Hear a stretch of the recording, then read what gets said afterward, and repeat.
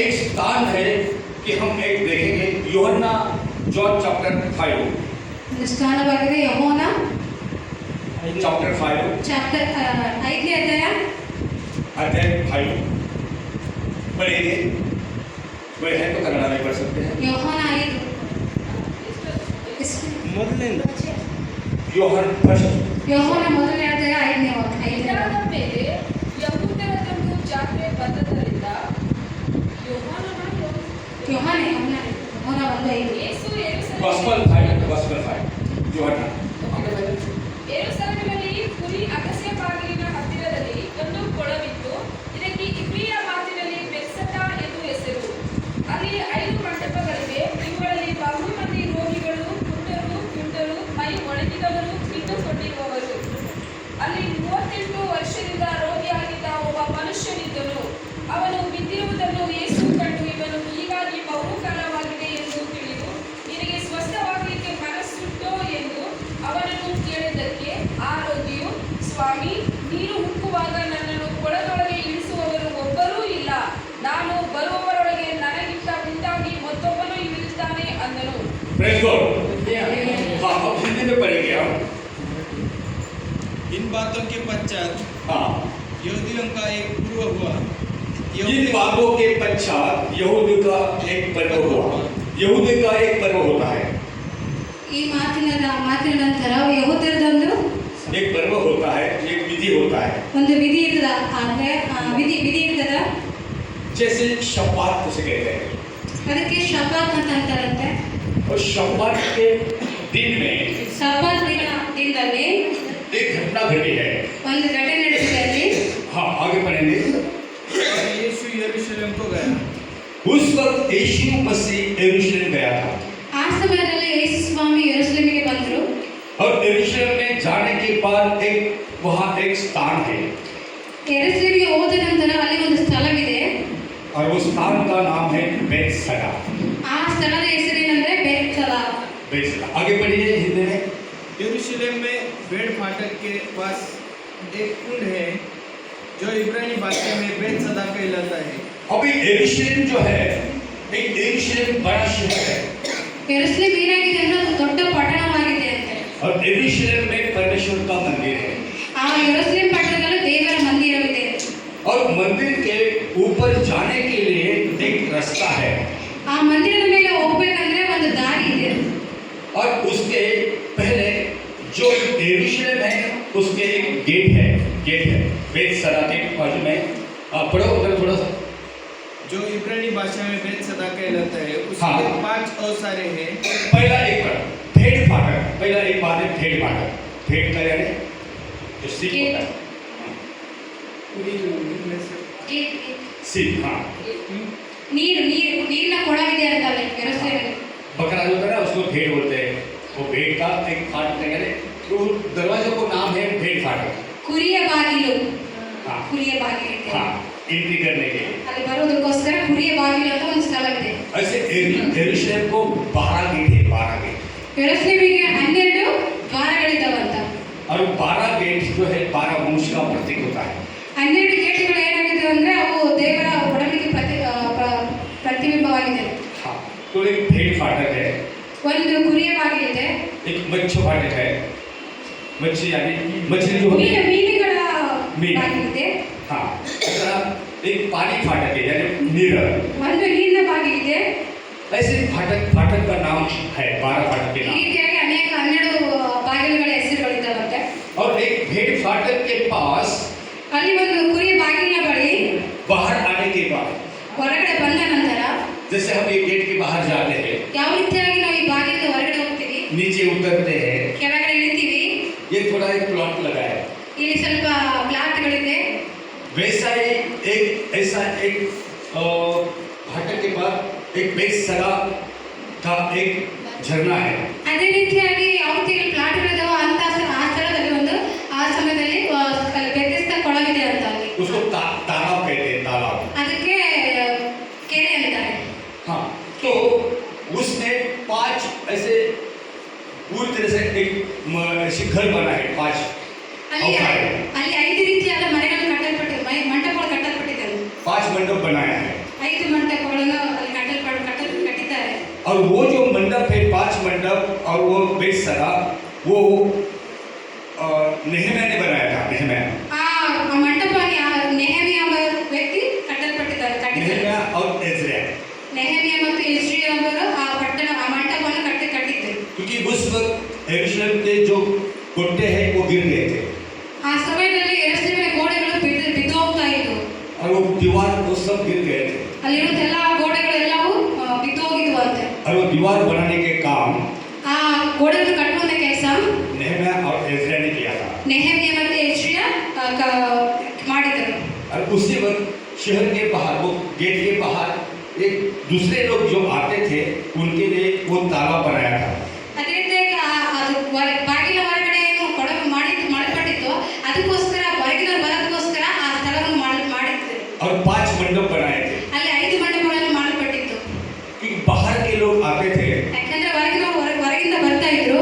उस दिन शब्बात दिन के पहले ಆ ದಿನ ಸಬ್ಬತ್ ದಿನದ ಮೊದಲು, उस जो फ्राइडे बोलते हैं, ಅದಕ್ಕೆ ಶುಕ್ರವಾರ ಅಂತ ಹೇಳ್ತಾರೆ, शब्बात सैटरडे को बोलते हैं, ಸಬ್ಬತ್ ದಿನವನ್ನು ಶನಿವಾರ ಅಂತ ಹೇಳ್ತಾರೆ. और फ्राइडे को पहले दिन में ಶುಕ್ರವಾರದ ಮೊದಲನೇ ದಿನ बहुत बाहर से लोग आते थे ಅಲ್ಲಿಂದ ಹೊರಗಿಂದ ಬಹಳ ಜನ ಬರ್ತಾ ಇದ್ರು. और वो बेसरा की 5 मंडप में बैठते थे। ಆ ಬೆಥೆಸ್ದದ 5 ಮಂಟಪಗಳ ಮಧ್ಯದಲ್ಲಿ ಅವರು ಕೂಡ್ತಾ ಇದ್ರು.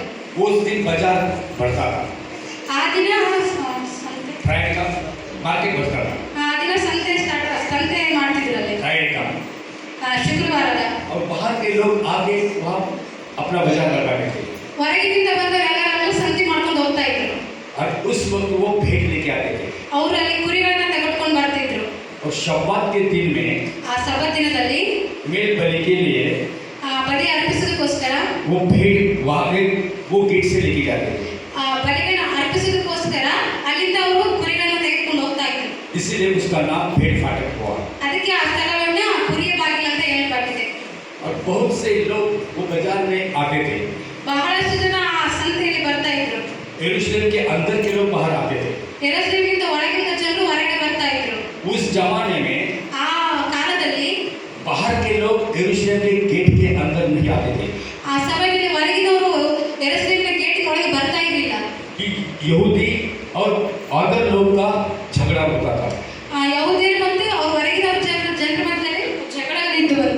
वो शबरोनी लोगों के साथ उनका झगड़ा होता था। ಸಮಯದ ಜೊತೆ ಅವ್ರು ಜಗಳ ಆಡ್ತಾ ಇದ್ರು.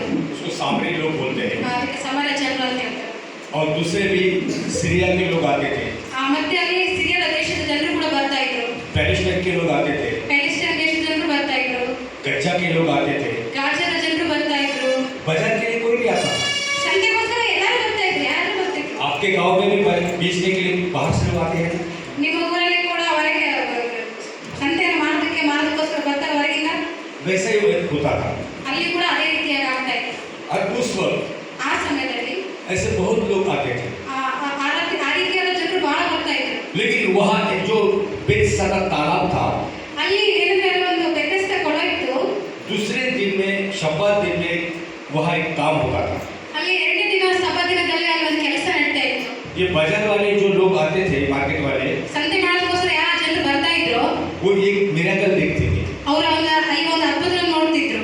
कि शब्बात दिन में ಸಬ್ಬತ್ ದಿನದಲ್ಲಿ वहाँ का पानी ऐसा उछलता था। ಅಲ್ಲಿಂದ ನೀರು ಉಕ್ತಾ ಇತ್ತು. और पानी उछलने के बाद ಆ ನೀರು ಉಕ್ಕಿದ ನಂತರ बहुत से लोग वहाँ चंगा होते थे। ಅಲ್ಲಿ ಬಹಳ ಜನರು ಸ್ವತಃ ಹೊಂದ್ಕೊಳ್ತಾ ಇದ್ರು. उसमें लंगड़े, ಅಲ್ಲಿ ಕುಂಟರು, पैरालिसिस हुए थे, ಪಾರ್ಶ್ವವಾಯು ರೋಗಗಳು, स्किन की बीमारी के, ಎಲ್ಲ ರೋಗಗಳು, ಕಟ್ಟಿ, ಎಲ್ಲ ಕಣ್ಣಿಂದು, आधे, ಕಣ್ಣಿಲ್ಲದವರು, गूंगे, ಮೂಕರು, सारे लोग पहले जो जाता था वो ठीक होता था। ಎಲ್ಲ ರೋಗದ ಜನರು ಕೂಡ ಯಾರು ಮೊದಲದಾಗಿ ಅದ್ರ ಮೇಲೆ ಅದರೊಳಗೆ ಕಾಲಿಡ್ತಾಯಿದ್ರು ಅವರು ಸ್ವತಃ ಹೊಂದ್ಕೊಳ್ತಾ ಇದ್ರು. और बाहर के लोग अपने रिश्तेदार को लेके आते थे ಅಲ್ಲಿ ಬೇರೆ ಜನರು ಏನ್ ಮಾಡ್ತಾರೆ, ತಮ್ಮ ಸಂಬಂಧಿಕರನ್ನು ಕಳ್ಸ್ಕೊಂಡು ಬರ್ತಾ ಇದ್ರಂತ. और रिश्तेदार को बोलते थे, ಅವ್ರ ಸಂಬಂಧಿಕರಿಗೆ ಹೇಳ್ತಾ ಇದ್ರು, भाई तुम बीमार है ना, ಬೈ ನಿನಗೆ ಆರಾಮಿಲ್ವಾ, चल मेरे साथ, ನನ್ನ ಜೊತೆ ಬಾ, ನಿನಗೆ ಆರಾಮಿಲ್ಲ ಅಂದ್ರೆ ನನ್ನ ಜೊತೆ ಬಾ, मेरे साथ चल, ನನ್ನ ಜೊತೆ ಬಾ, मैं बाजार जा रहा हूँ। ನಾನು ಸಂತೆ ಹೋಗ್ತಾ ಇದ್ದೀನಿ. वो यरूशलेम में एक मार्केट होता है, ಯೆರೂಸಲೇಮಿನಲ್ಲಿ ಒಂದು ಸಂತೆ ಆಗುತ್ತದೆ. लेकिन बाहर एक तालाब है। ಅಲ್ಲಿ ಒಂದು ಹೊರಗಡೆ ಕೊಳವಿದೆ. अब तू बीमार है ना, ನೀನು ಆರಾಮಿಲ್ಲ ಅಲ್ವಾ? तू जब वहाँ जाके अंदर जाएगा ನೀನು ಯಾವಾಗ ಅಲ್ಲಿಗೆ ಹೋಗಿ ಆ ನೀರಿನೊಳಗೆ ಹೋಗ್ತೀಯಾ, तू ठीक हो जाएगा। ನೀನು ಸ್ವಚ್ಛತೆ ಹೊಂದ್ಕೊಳ್ತೀಯಾ, तू उसके अंदर डूब जा। ನೀನು ಅದರೊಳಗೆ ಮುಳುಗು. ऐसे बाहर के बहुत लोग ठीक होके जाते थे, ಅಲ್ಲಿಂದ ಬಹಳ ಜನರು ಹೊರಗಿನವರು ಬಂದು ಆರಾಮಾಗಿ ಹೋಗ್ತಾ ಇದ್ರಂತ ನೀರಿನ ಉಕ್ಕುವಾಗ ಅದರಲ್ಲಿ ಮುಳುಗಿದಾಗ. क्योंकि परमेश्वर ने सब जगत के ऊपर प्रेम किया है ಯಾಕಂದ್ರೆ ದೇವರು ಸರ್ವ ಲೋಕದ ಮೇಲೆ ಪ್ರೀತಿ ನೀಡಿದ್ದಾನೆ. और वो परमेश्वर सबको चंगा करना चाहता है। ಆತನು ದೇವರು ಎಲ್ಲರನ್ನು ಸ್ವಚ್ಛ ಮಾಡ್ತಾನೆ. वो कौन सा जाति का है, कौन सा धर्म का है, ये उसको मतलब नहीं। ಯಾವುದೇ ಜಾತಿ ಇರಲಿ, ಧರ್ಮ ಇರಲಿ, ಅದಕ್ಕೆ ಸಂಬಂಧವಿಲ್ಲ. वो सबको कहता है तुम मेरे हो। ಆತನು ಎಲ್ಲರಿಗೂ ಹೇಳ್ತಾನೆ ನೀವು ನನ್ನವರು ಅನ್ನೋದಾಗಿ. जब हम उसको मेरा कहते हैं, ನಾವು ಯಾವಾಗ ಆತನಿಗೆ ನೀನು ನನ್ನವನು ಅಂತ ಹೇಳ್ತೀವಿ, जब हम मेरा परमेश्वर उसको स्वीकारते हैं, ಯಾವಾಗ ನಾವು ಅದನ್ನು ದೇವರನ್ನು ನಾವು ಅರ್ಪಿಸಿಕೊಳ್ತೀವಿ, ಸಮರ್ಪಿಸಿಕೊಳ್ತೀವಿ, तो परमेश्वर हमें नजदीक लेता है ದೇವರು ನಮ್ಮನ್ನು ತನ್ನ ಹತ್ತಿರಕ್ಕೆ ಕರೆದುಕೊಳ್ತಾನಂತೆ. और वो परमेश्वर सबको ठीक करता है। ಆ ದೇವರು ಎಲ್ಲರನ್ನು ಸ್ವಸ್ಥಪಡಿಸುವ ದೇವರಾಗಿದ್ದಾನೆ. लेकिन उस वक्त ಆ ಸಮಯದಲ್ಲಿ एक दिन ऐसा हुआ, ಒಂದು ದಿನ ಈ ರೀತಿ ಆಗಾಯ್ತು. एक जो पैरालिसिस हुआ था एक व्यक्ति, ಪಾರ್ಶ್ವ ರೋಗಿಯಾಗಿದ್ದ ಒಬ್ಬ ವ್ಯಕ್ತಿ, उसको एक कॉट के ऊपर डाल दिया था। ಆತನಿಗೆ ಒಂದು ಸ್ಥಳದಲ್ಲಿ ಹಾಕಲ್ಪಟ್ಟಿದ್ರು. लेकिन वो व्यक्ति कौन था, ಆ ವ್ಯಕ್ತಿ ಯಾರಾಗಿದ್ರು? हम पढ़ेंगे आगे। इनमें बहुत से बीमार, अंधे, लंगड़े और सूखे अंग वाले हाँ पड़े रहते थे, हाँ क्योंकि नियुक्त समय पर परमेश्वर के स्वर्गदूत कुंड में उतरकर पानी को हिलाया करते थे। पानी हिलाते ही जो पहले से उतर जाता था वो चंगा हो जो जाता। पहला उत्तर जाता था वो क्या होता था, चंगा होता था। ಯಾರು ಮೊದಲ ಕೊಳದಲ್ಲಿ ಏರ್ಪಡ್ತಿದ್ರು ಅವ್ರು ಏನ್ ಮಾಡ್ತಿದ್ರು ಅಂದ್ರೆ ಸ್ವಸ್ಥತೆ ಹೊಂದ್ಕೊಳ್ತಾ ಇದ್ರು. वहाँ क्या होता था कि जब सब लोग ऐसे वो तीर पर ऐसे बैठे रहते थे, ಅಲ್ಲಿ ಎಲ್ಲಾ ಜನ ಏನ್ ಮಾಡ್ತಿದ್ರ ಆ ಸ್ಥಳದಲ್ಲಿ ಎಲ್ಲರೂ ಕುಳಿತುಕೊಂಡಿದ್ರಂತೆ. वो कुंड जो था वो राउंड था ಆ ಕೊಳ ಯಾವ ರೀತಿ ಆಗಿತ್ತಂದ್ರೆ ಅದು ರೌಂಡ್ ಆಗಿತ್ತದಂತೆ. और बीच में पूरा पानी था ಒಳಗಡೆ ನಡುಬರ್ಕ ನೀರಿತ್ತು ತುಂಬಾ. और सारे कोने पर सब जगह एक मंडप लगाए थे ಎಲ್ಲಾ ಮೂಲೆಗೂ ಮಂಟಪಗಳು ಕಟ್ಟಲ್ಪಟ್ಟಿತ್ತು. और बाकी का सारा रास्ते पे सब लोग खड़े होते थे। ಅಲ್ಲಿರೋ ದಾರಿಯಲ್ಲಿ ಎಲ್ಲ ಜನರು ನಿಂತ್ಕೊಳ್ತಾ ಇದ್ರು. वो देखने के लिए आते थे, ಅದನ್ನ ನೋಡೋದಕ್ಕೋಸ್ಕರ ಬರ್ತಾ ಇದ್ರಂತ ಜನರು. कोई ठीक होने के लिए आते थे, ಕೆಲವರು ಸ್ವಸ್ಥತೆ ಆಗೋದಕ್ಕೋಸ್ಕರ ಬರ್ತಾ ಇದ್ರು, कोई मार्केट के लिए आते थे। ಕೆಲವರು ಸಂತೆಗೋಸ್ಕರ ಬರ್ತಾ ಇದ್ರು. लेकिन वहाँ जो तालाब था ಏನಂದ್ರೆ ಅಲ್ಲಿ ಒಂದು ಕೊಳವಿತ್ತು, वो चंगाई देने के लिए था ಅದು ಸ್ವಸ್ಥತೆ ಕೊಡುವಂತ ಸ್ಥಳವಾಗಿತ್ತು. और सब लोग ऐसे बैठते थे ಎಲ್ಲರೂ ಅಲ್ಲಿ ಈ ರೀತಿಯಾಗಿ ಕೂಡ್ತಾ ಇದ್ರು.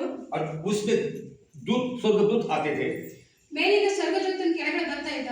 और वो पानी को हिलाते थे ಆ ನೀರನ್ನು ಅವ್ರು ಏನ್ ಮಾಡ್ತಿದ್ರು, ಕಲಿಸ್ತಾ ಇದ್ರು.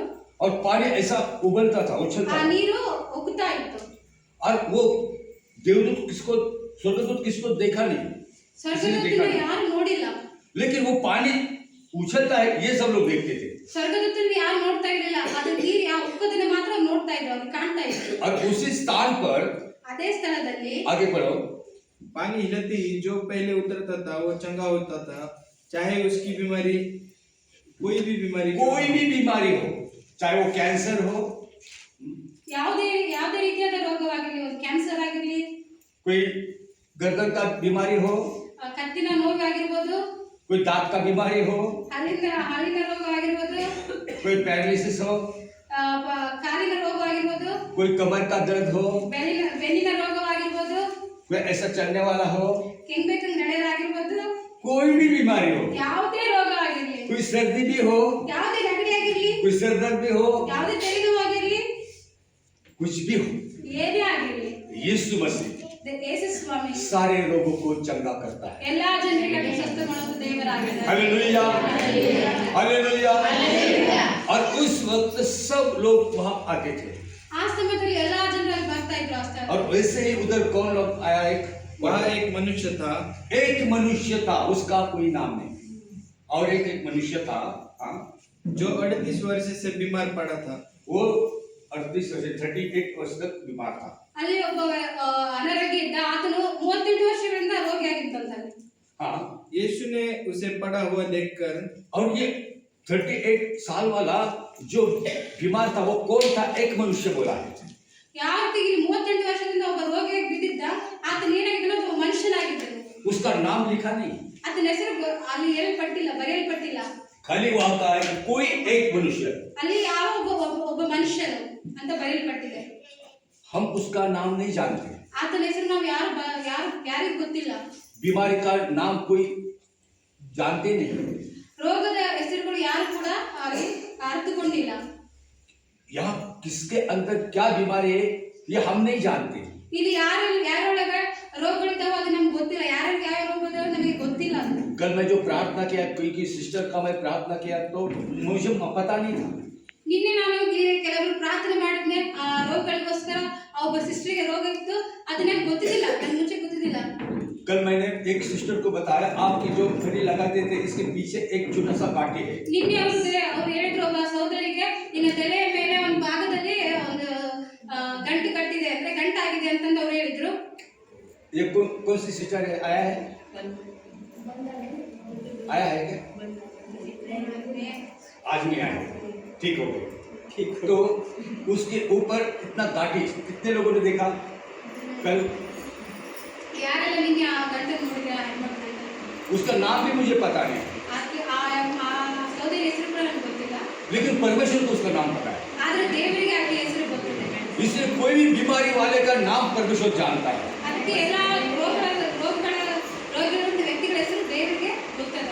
और यहाँ जो ये बंदा पड़ा है उसका नाम नहीं है। ಇಲ್ಲಿ ಒಬ್ಬ ರೋಗಿ ರೋಗದಿಂದ ಬಿದ್ದಲ್ಪಟ್ಟಾನೆ, ಮಲಗಿದ್ದಾನೆ. वो इंसान का नाम पता नहीं है, ಆತನ ಹೆಸರು ನನಗೆ ಗೊತ್ತಿಲ್ಲ.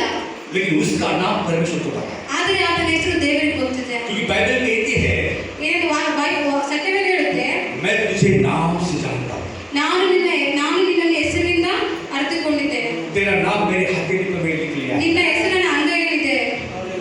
परमेश्वर हर एक का नाम जानता है, ದೇವರು ಪ್ರತಿಯೊಬ್ಬರ ಹೆಸರುಗಳನ್ನು ಬಲಾರ್ಥನಾಗಿದ್ದಾನೆ.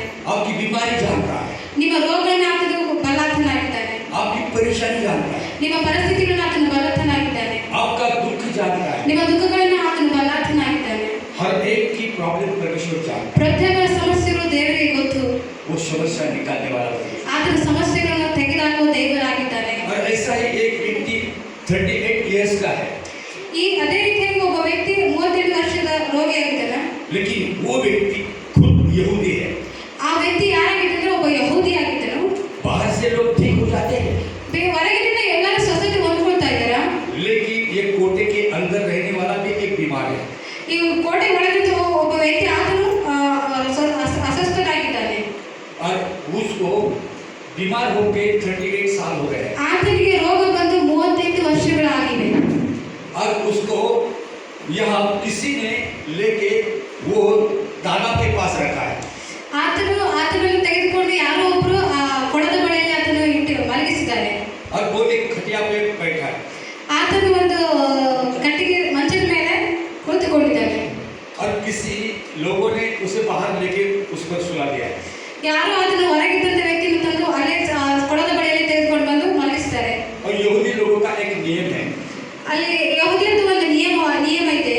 इसे मूसा का नियम बोलते हैं। ಇದಕ್ಕೆ ಮೋಶೆಯ ನಿಯಮ ಅಂತ ಹೇಳ್ತೇವೆ. मूसा में नियम शास्त्र में लेवी में लिखा है, लेविटिकस में लिखा है ಮೋಶೆಯ ಧರ್ಮಶಾಸ್ತ್ರದಲ್ಲಿ ಬರೆಯಲ್ಪಟ್ಟಿದೆ कि जो किसी को जो गहरा बीमारी है ಯಾರಿಗೆ ಬಹಳ ಒಳಗಿನ ರೋಗವಿದೆಯೋ और वो किसी भी दवा से ठीक नहीं हो पाता ಅದು ಯಾವುದೇ ಔಷಧಿಗಳಿಂದ ಸ್ವಸ್ಥತೆ ಆಗಲಿಲ್ಲ ಅಂದ್ರೆ तो वो व्यक्ति श्रापित है। ಆ ವ್ಯಕ್ತಿ ಶಾಪಿತನಾಗಿದ್ದಾನಂತ. और अगर वो श्रापित है ಆತನ ಶಾಪ ಹೊಂದಿದ್ದಾನಂದ್ರೆ उसका श्राप दूसरे के ऊपर न लगे। ಆತನ ಶಾಪ ಇನ್ನೊಬ್ಬರ ಮೇಲೆ ಹತ್ತಬಾರದು. जैसे कोई स्किन की बीमारी होती है, ಒಂದು ಯಾವ ರೀತಿಯಾಗಿ ಚರ್ಮದ ರೋಗ ಇರ್ತದೋ उसके पस निकल रहा है ಅದ್ರ ಮೇಲೆ ಚರ್ಮ ಹೋಗ್ತಾ ಇರ್ತದ. और किसी को अगर ऐसा हाथ लगाया ಯಾರಿಗಾದ್ರೂ ಆ ವ್ಯಕ್ತಿ ರೋಗವಿರುವಂತ ವ್ಯಕ್ತಿ ಇನ್ನೊಬ್ಬರ ಕೈಯಿಂದ ತಾಕಿದ್ರೆ मुझे हाथ मत लगाओ, ಆತ ಅವ್ರು ಹೇಳ್ತಾರೆ ನಿನ್ನ ಕೈ ಹಚ್ಬೇಡ, तेरी बीमारी मुझे लग जाए। ನಿನ್ನ ರೋಗ ನನಗತ್ತೆ. वैसे वो श्राप के कारण वो बीमारी आती है। ಆ ಶಾಪದ ಕಾರಣ ಆ ರೋಗ ಬಂದಿತ್ತು. और श्राप होने के बाद उसके बाद वो बीमार होता है। ಶಾಪ ಆದ ನಂತರ ಆ ರೋಗ ಅವರಿಗೆ ಬರ್ತದೆ.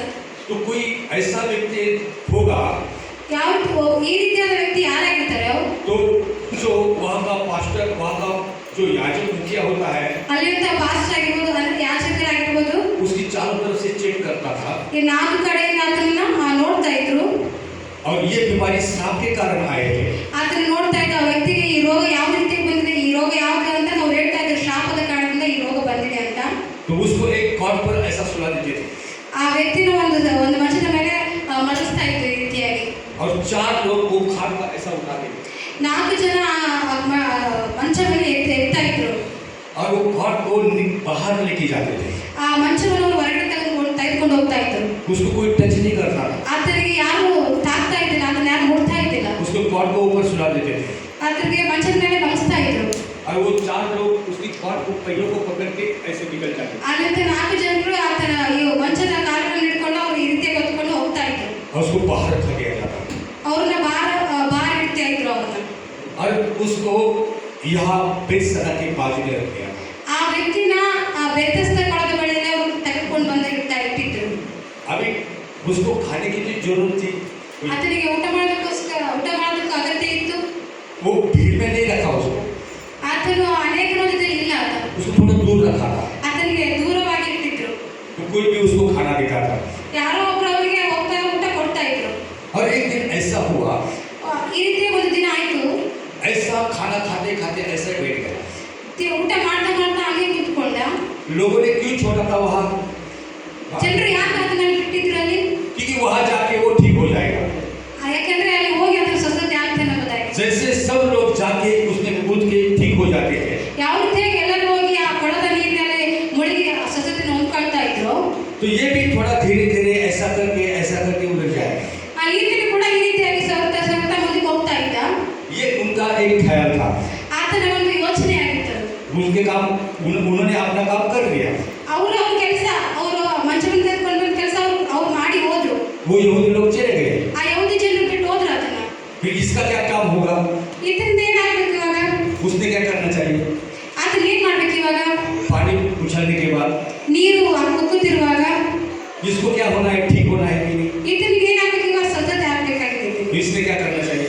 ಇದನಿಗೆ ಏನ್ ಮಾಡ್ಬೇಕು ಇವಾಗ? क्या करना चाहिए? ಏನ್ ಮಾಡ್ಬೇಕು? उसको धीरे धीरे उधर जाना चाहिए। ಆತನಿಗೆ ಸ್ವಲ್ಪ ಸರಿತಾ ಮುಂದೆ ಹೋಗ್ಬೇಕಾಗಿದೆ. समझो कमर से उसको पैर नहीं है, ಆತನಿಗೆ ಬೆನ್ನಿನಿಂದ ಕಾಲಿನೆಲ್ಲ ನಡೆಯಕ್ಕೆ ಆಗ್ತಾ ಇಲ್ಲ. तो वो ऐसा करके भी जा सकता था। ಆತನ ಈ ರೀತಿಯಾಗಿ ಹೋಗ್ಬೋದಾಗಿತ್ತು. कई लोगों को पैर नहीं होते, ಯಾರಿಗೆ ಕಾಲಿರಲ್ಲ, कई लोगों को 4 पहिए की छोटी डेयरी की गाड़ी होती है। ಕೆಲವರಿಗೆ ಗಂಟುಗಳಾಗಿರ್ತವ. रेलवे स्टेशन पे दिखती है ऐसे लोग, ಇಲ್ಲಂತ ಈ ಜನರು ರೈಲ್ವೆ ಸ್ಟೇಷನ್ ಹತ್ರ ಕಾಣ್ತಾರೆ. ऐसे चलते हैं डेरे बाबा ऐसा करते हैं। ಇವರು ಅವ್ರು ಏನಂದ್ರೆ ಸ್ವಲ್ಪ ಮುಂದಕ್ಕೆ ಹೋಗ್ತಾರೆ, ಕೊಡ್ರಪ್ಪ. ये ऐसा इंसान है, ಇದನ್ನು ಆ ರೀತಿಯಾದ ವ್ಯಕ್ತಿ ಆಗಿದ್ದಾನೆ.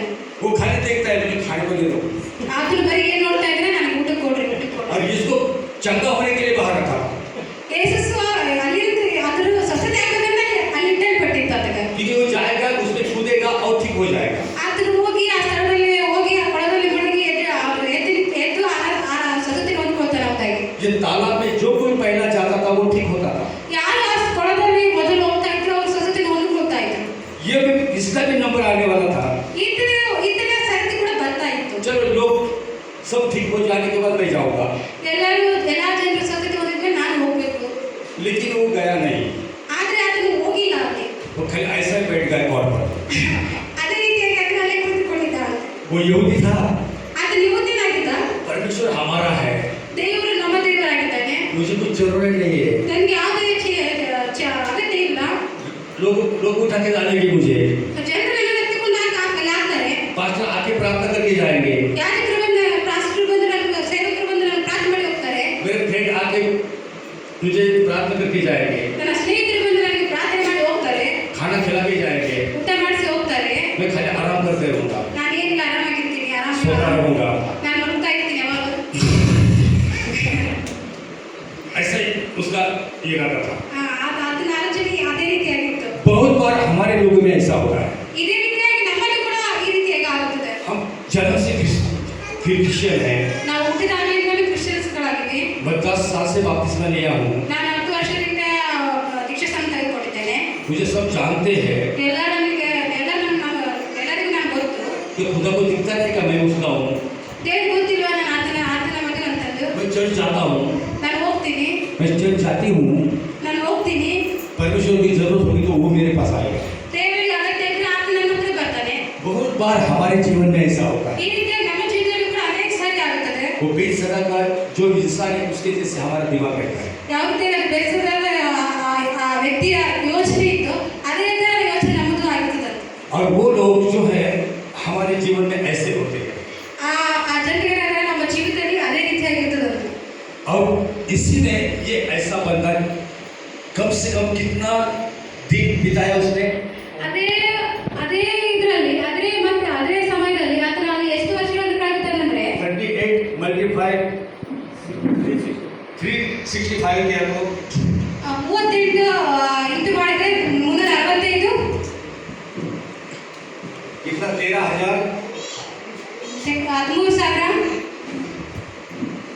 कितना होता है? 13,870 13,870 13,870 इतना दिन ये ऐसा बैठा है। ಅಷ್ಟು ದಿನಗಳ ಕಾಲ ಹಂಗೆ ಕೂತ್ಕೊಂಡಿದ್ದಾನಂತ ಆ ವ್ಯಕ್ತಿ. हमारे मसीह लोगों का ऐसा ही होता है। ನಮ್ಮ ದೇವರ ಮಕ್ಕಳ ಆಲೋಚನೆ ಇದೇ ರೀತಿಯಾಗಿರ್ತದೆ. परमेश्वर हमें चाहता है कि जल्दी ठीक हो जा। ದೇವರು ನಮಗೆ ಬಯಸ್ತಾನಂದ್ರೆ ನೀವು ಬೇಗ ಆರಾಮಾಗಲಿ ಎಂಬುದಾಗಿ. चर्च में आ जा, ದೇವರ ಸಮ್ಮುಖದಲ್ಲಿ ಬರಲಿ ಅಂತ, प्रार्थना करते जा, ಪ್ರಾರ್ಥನೆ ಮಾಡ್ತಾ ಹೋಗ್ಲಿ ಅಂತ, बाइबल पढ़ते जा। ವಾಕ್ಯ ಓದ್ತಾ ಹೋಗ್ಲಿ ಅಂತ. लेकिन हम सारे दिन ऐसा खराब कर देते हैं। ನಾವು ಯಾವ ರೀತಿ ಅಂದ್ರೆ ಸುಮ್ಮನೆ ಎಲ್ಲ ಸಮಯವನ್ನು ವ್ಯರ್ಥ ಮಾಡಿಕೊಳ್ತೀವಿ. 13,830 दिन उसका ऐसे ही गया। 13,870 ದಿನ ಇದೇ ರೀತಿಯಾಗಿ ಹೋಯ್ತಂತ. बहुत बार हमारे जीवन में मसीह के जीवन में ಬಹಳ ಸಾರಿ ನಮ್ಮ ಜೀವಿತದಲ್ಲಿ हमारे वक्त हम खराब कर देते हैं। ನಮ್ಮ ಸಮಯನ ನಾವು ಸುಮ್ಮನೆ ವ್ಯರ್ಥವಾಗಿ ಕಳ್ತೀವಿ. जल्दी हमारे आत्मिक उन्नति नहीं करते। ಜಲ್ದಿ ನಾವು ಬೇಗನೆ ನಮ್ಮ ಆತ್ಮೀಯದಲ್ಲಿ ನಾವು ಉನ್ನತವಾಗಿ ಹೋಗಲ್ಲ. 10 साल हो गए 10 ವರ್ಷಗಳಾಯಿತು. लेकिन बपतिस्मा का अर्थ हमें पता नहीं। ದೀಕ್ಷಾಸ್ನಾನದ ಅರ್ಥ ಏನು, ದೀಕ್ಷಾಸ್ನಾನ ಏನಂತಂದ್ರೆ ಗೊತ್ತಾಗಿಲ್ಲ ನಮಗೆ. 10 साल हुए 10 ವರ್ಷಗಳಾದವು. तो यीशु की लहू से हम कैसे चल रहे हो हमें पता ही नहीं। ಯೇಸುವಿನ ರಕ್ತದಿಂದ ನಾವು ಯಾವ ರೀತಿ ನಡಿಬೇಕು ಅದೇ ನಮ್ಗೆ ಗೊತ್ತೇ ಇಲ್ಲ. इसलिए एक एक दिन प्रभु में बढ़ना चाहिए। ಇದಕ್ಕಾಗಿ ಪ್ರತಿಯೊಂದು ದಿನವೂ ಪ್ರತಿಯೊಂದು ಸಮಯ ದೇವರಲ್ಲಿ ನಾವು ನಡ್ಕೊಳ್ತಾ ಹೋಗ್ಬೇಕು. वचन में बढ़ना चाहिए, ವಾಕ್ಯದಲ್ಲಿ ನಾವು ಓದ್ತಾ ಹೋಗ್ಬೇಕು. आत्मा में बढ़ना चाहिए, ಆತ್ಮಿಕ ರೀತಿಯಲ್ಲಿ ನಾವು ಬೆಳೀತಾ ಹೋಗ್ಬೇಕು. आत्मा का फल पाना चाहिए, ಆತ್ಮಿಕ ಫಲಗಳನ್ನು ಹೊಂದಿಕೊಳ್ತಾ ಹೋಗ್ಬೇಕು. आत्मा के दानों वरदानों से भरना चाहिए। ಆತ್ಮಿಕ ವರದಿಂದ ಫಲಗಳನ್ನು ನಾವು ತುಂಬಲು ಮಾಡಬೇಕು. जब ये पूरी बात हमारे बीच में होती है ಈ ಎಲ್ಲ ಮಾತುಗಳು ನಮ್ಮ ಮಧ್ಯದಲ್ಲಿ ಬರುವಾಗ तो हम परमेश्वर के चुने हुए होते हैं ನಾವು ದೇವರ ಆರಿಸಿಕೊಂಡಂತ ಮಕ್ಕಳಾಗಿರ್ತೀವಿ. और परमेश्वर उसे ठीक करता है। ದೇವರು ಅವರನ್ನು ಸ್ವಸ್ಥಪಡಿಸುವಂತ ದೇವರು. बात हो गई ये 30 साल का ये इंसान पड़ा है, ಇಲ್ಲಿ ಹೇಳ್ಪಟ್ಟಿದೆ 38 ವರ್ಷದಿಂದ ರೋಗಿ ಬಿದ್ದಿದ್ದಾನೆ. अपना वक्त उसने ऐसा ही निकाल दिया है। ಆತನ ಸಮಯ ಸುಮ್ಮನೆ ವ್ಯರ್ಥವಾಗಿ ಕಳೆದೋಯಿತು. आगे क्या लिखा है? यीशु ने उसे पड़ा देखकर अभी 30 साल हो गया, 38 साल हो गया तो यीशु मसीह उस रास्ते से जा रहे थे। ಆತನಿಗೆ 38 ವರ್ಷವಾಗಿದೆ ಅಲ್ಬಿದ್ದು ಆ ಸ್ಥಳದಿಂದ ಯೇಸು ಸ್ವಾಮಿ ಹೋಗ್ತಾ ಇದ್ದಾರೆ. और 38 साल से जाते वक्त इधर 38 साल से ऐसा पड़ा हुआ है 38 ವರ್ಷದಿಂದ ಆತನ ಇದೇ ರೀತಿಯಾಗಿ ನಿಂತುಕೊಂಡಿದ್ದಾನೆ. और यीशु मसीह इस रास्ते से जा रहा है। ಯೇಸು ಸ್ವಾಮಿ ಆ ದಾರಿಯಿಂದ ಹೋಗ್ತಾ ಇದ್ದಾನೆ. अरे 38 साल से ये बच्चा पड़ा है 38 ವರ್ಷದಿಂದ ಈ ಮಗನು ಇಲ್ಲೇ ಬಿದ್ದಿದ್ದಾನೆ.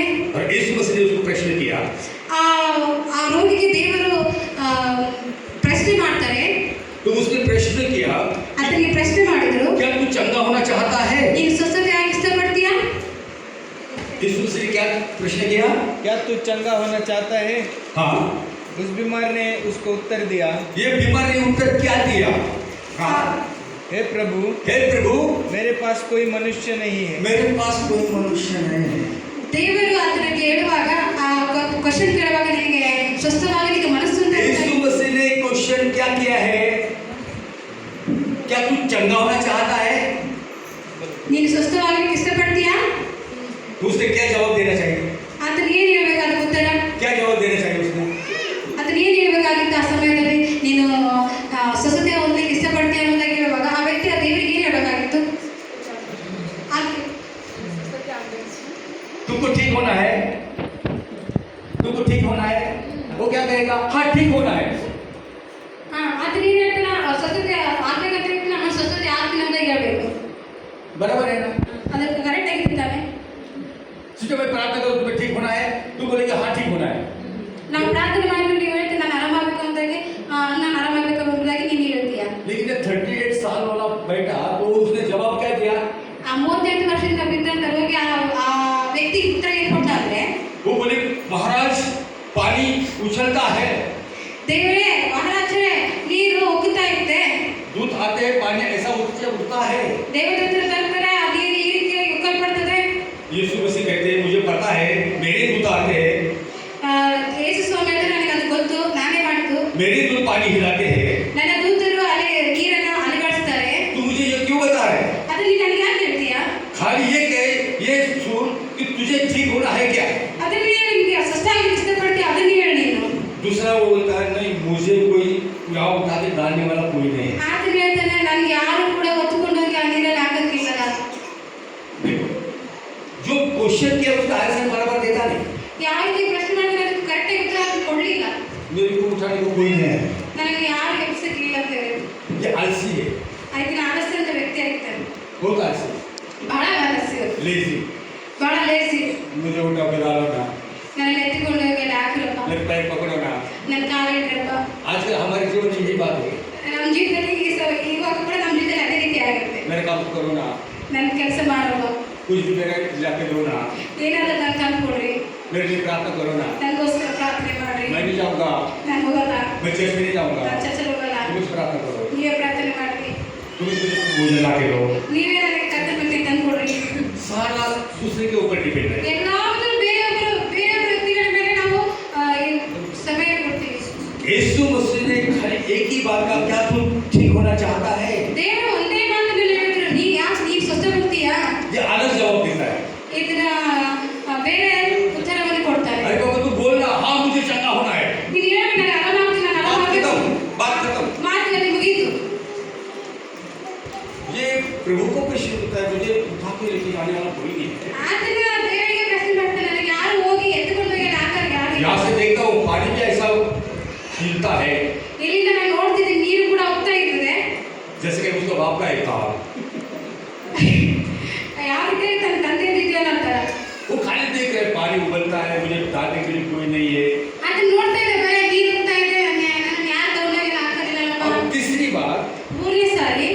बात वो क्या कहता है? ಮೂರನೇ ಸಾರಿ ಆತನ ಏನಂತಾನಂದ್ರೆ, मैं जाता हूँ वहाँ, ನಾನಲ್ಲಿ ಹೋಗ್ತೀನಿ, परंतु मेरे पहुंचते पहुंचते ही दूसरा मुझसे पहले उतर जाता है। ये क्या बोलता है? परंतु मैं पहुँचते ही दूसरा ही उसको कूद जाता है। ನಾನು ಹೋಗ್ತೀನಿ, ಅಲ್ಲಿ ಹೋಗೋಕೆ ಮುಂಚೆಗೆ ಯಾರೋ ಒಬ್ರು ಅದರಲ್ಲಿ ಹೋಗ್ಬಿಡ್ತಾರೆ.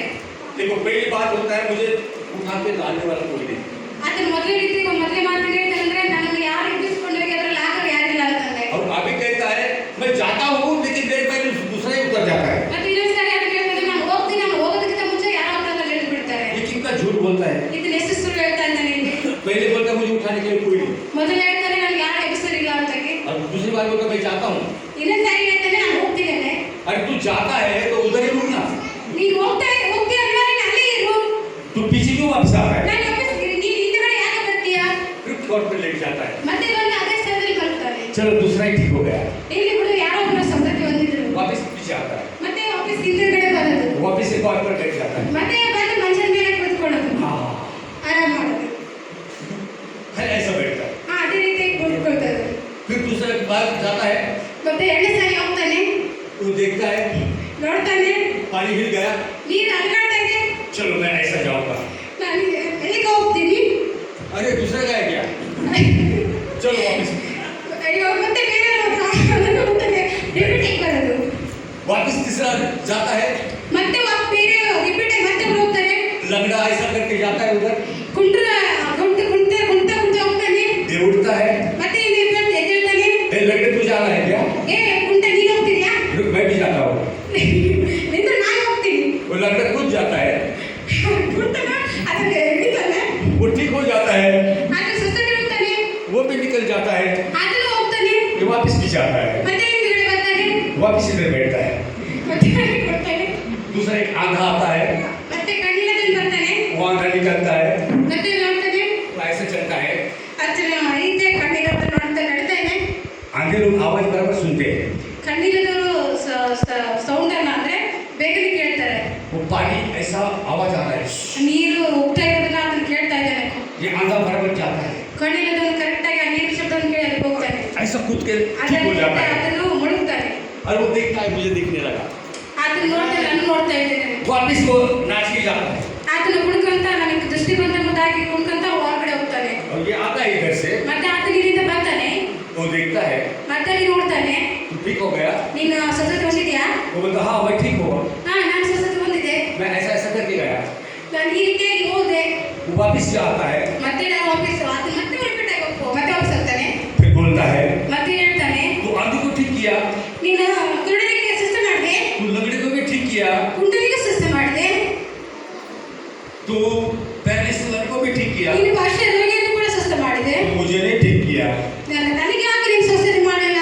अरे पागल, ಏ ಹುಚ್ಚ, अगर तू यहाँ बैठा है, ನೀನು ಇಲ್ಲೇ ಕೂತ್ಕೊಂಡಿ ಅಂದ್ರೆ अगर तू यहाँ आके आके आके अगर ये जाके जाके ऐसा खिसक खिसक के भी गया होता थोड़ा थोड़ा ऐसा, ನೀನು ಬೆಳಿಗ್ಗೆ ಬೆಳಿಗ್ಗೆ ಹಂಗೆ ಹೋಗ್ತಾ ಹೋಗಿದ್ದೆ ಮುಂದಕ್ಕೆ.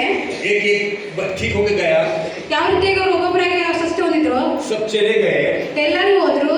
इधर परमेश्वर का धन्यवाद करके बैठा, ಇಲ್ಲೇ ದೇವರಿಗೆ ಮಹಿಮೆ ಸಲ್ಲಿಸ್ತಕ್ಕಂತ वापिस दूसरा होने के बाद वापिस थोड़ा खिसक गया, ಇನ್ನೊಬ್ಬರ ಆದ ತಕ್ಷಣ ಮತ್ತೆ ಸ್ವಲ್ಪ ಮುಂದೆ ಹೋದ, वापिस थोड़ा खिसक गया, ಮತ್ತೆ ಮುಂದಕ್ಕೆ ಹೋದ.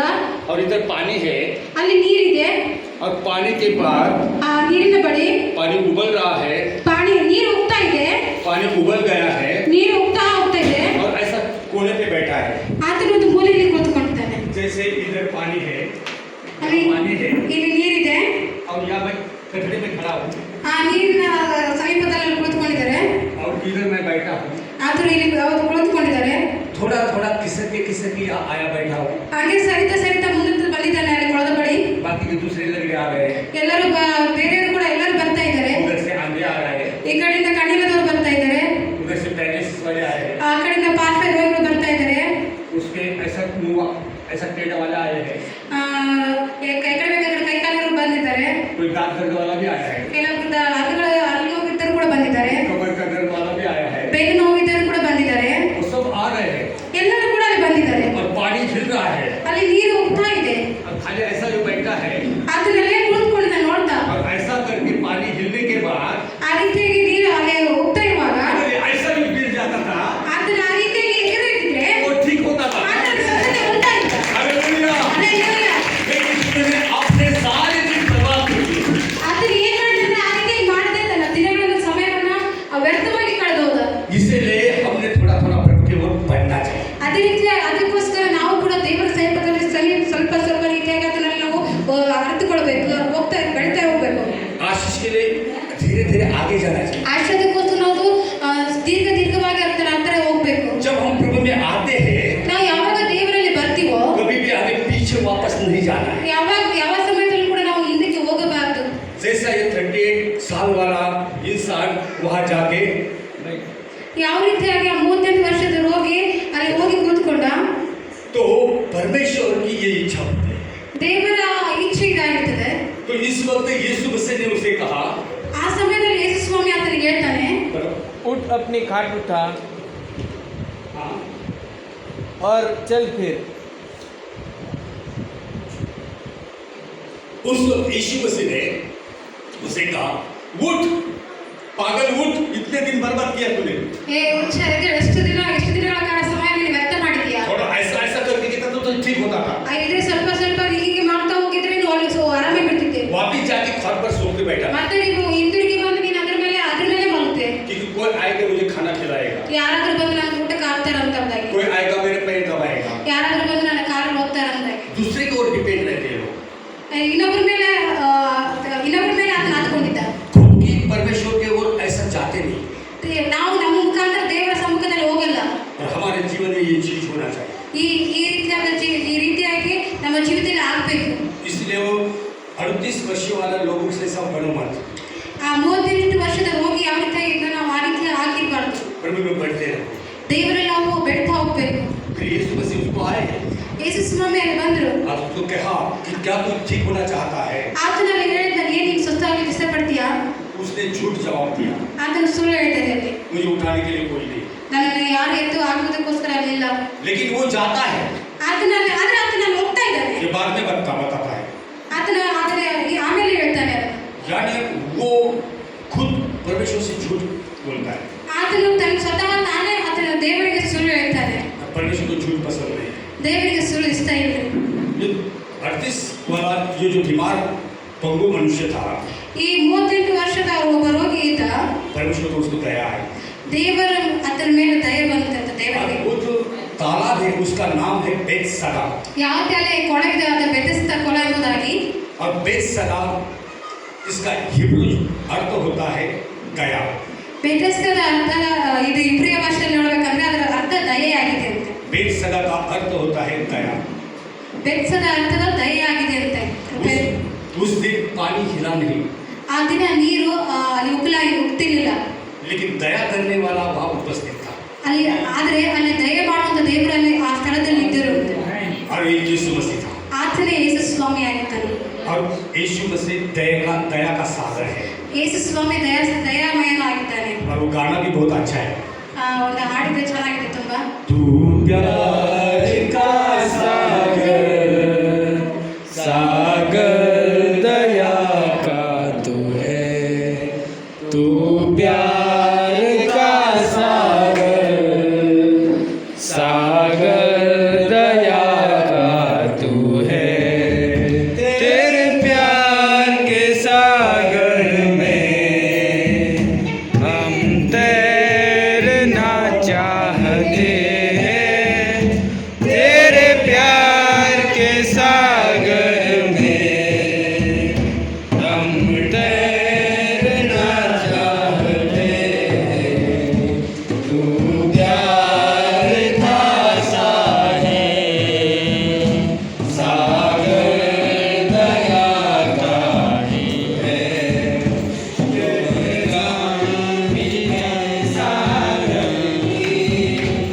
ऊंचाई मिले आसमां की, गहराई मिले सागर की।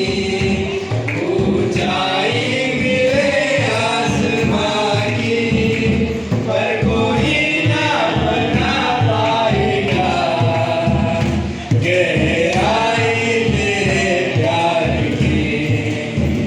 पर कोई ना बना पाएगा गहराई तेरे प्यार की।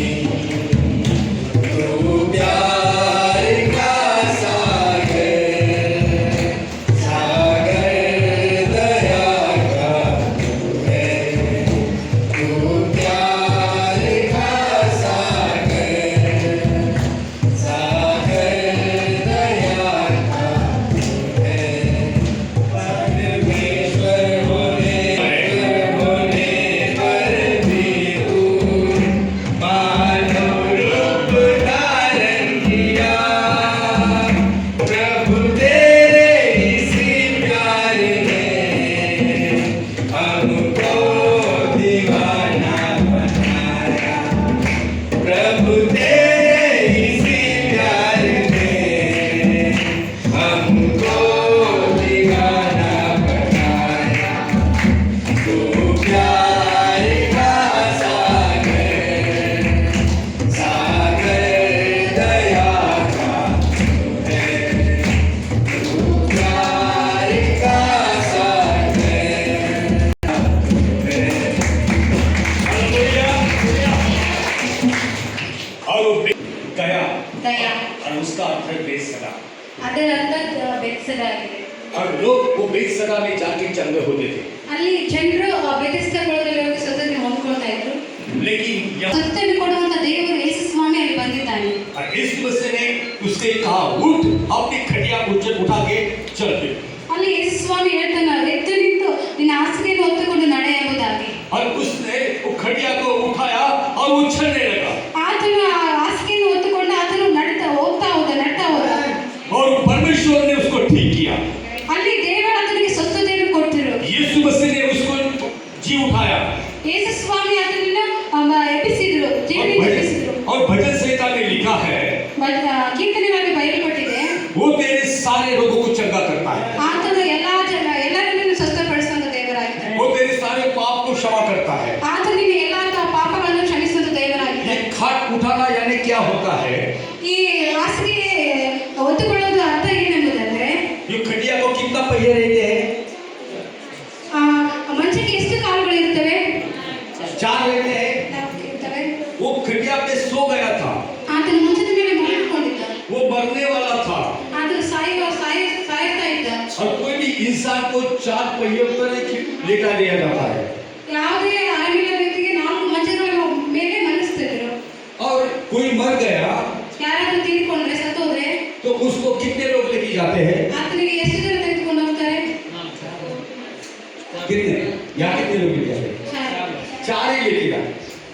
खटिया को भी 4 पहिए हैं, ಮಂಚಕ್ಕೂ 4 ಕಾಲುಗಳಿವೆ. और लेने जाने वाले भी 4 लोग होते हैं। ಅದನ್ನು ಹೊತ್ತುಕೊಂಡು ಹೋಗೋರು ಕೂಡ 4 ಜನ. कहाँ लेके जाते हैं वो? ಅವ್ರು ಎಲ್ಲಿಗೆ ಹೊತ್ಕೊಂಡು ಹೋಗ್ತಾರೆ? उस शरीर का नाश करने।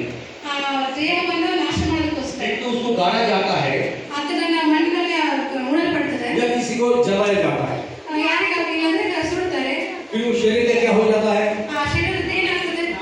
नाश हो जाता है। ನಾಶವಾಗಿ ಹೋಗ್ತದೆ. और परमेश्वर ये कहता है, ದೇವರು ಈ ರೀತಿ ಹೇಳ್ತಾನೆ, खुदा ने जगत पर कितना प्रेम रखा, ದೇವರು ಜಗತ್ತಿನ ಮೇಲೆ ಪ್ರೀತಿ ಇಟ್ಟರು, जो इसके ऊपर विश्वास करता है ಯಾರು ಅದರ ಮೇಲೆ ನಂಬಿಕೆ ಇಡ್ತಾರೋ उसका नाश न हो, ಆತನ ನಾಶವಾಗುವುದಿಲ್ಲ, वो अनंत जीवन पाए।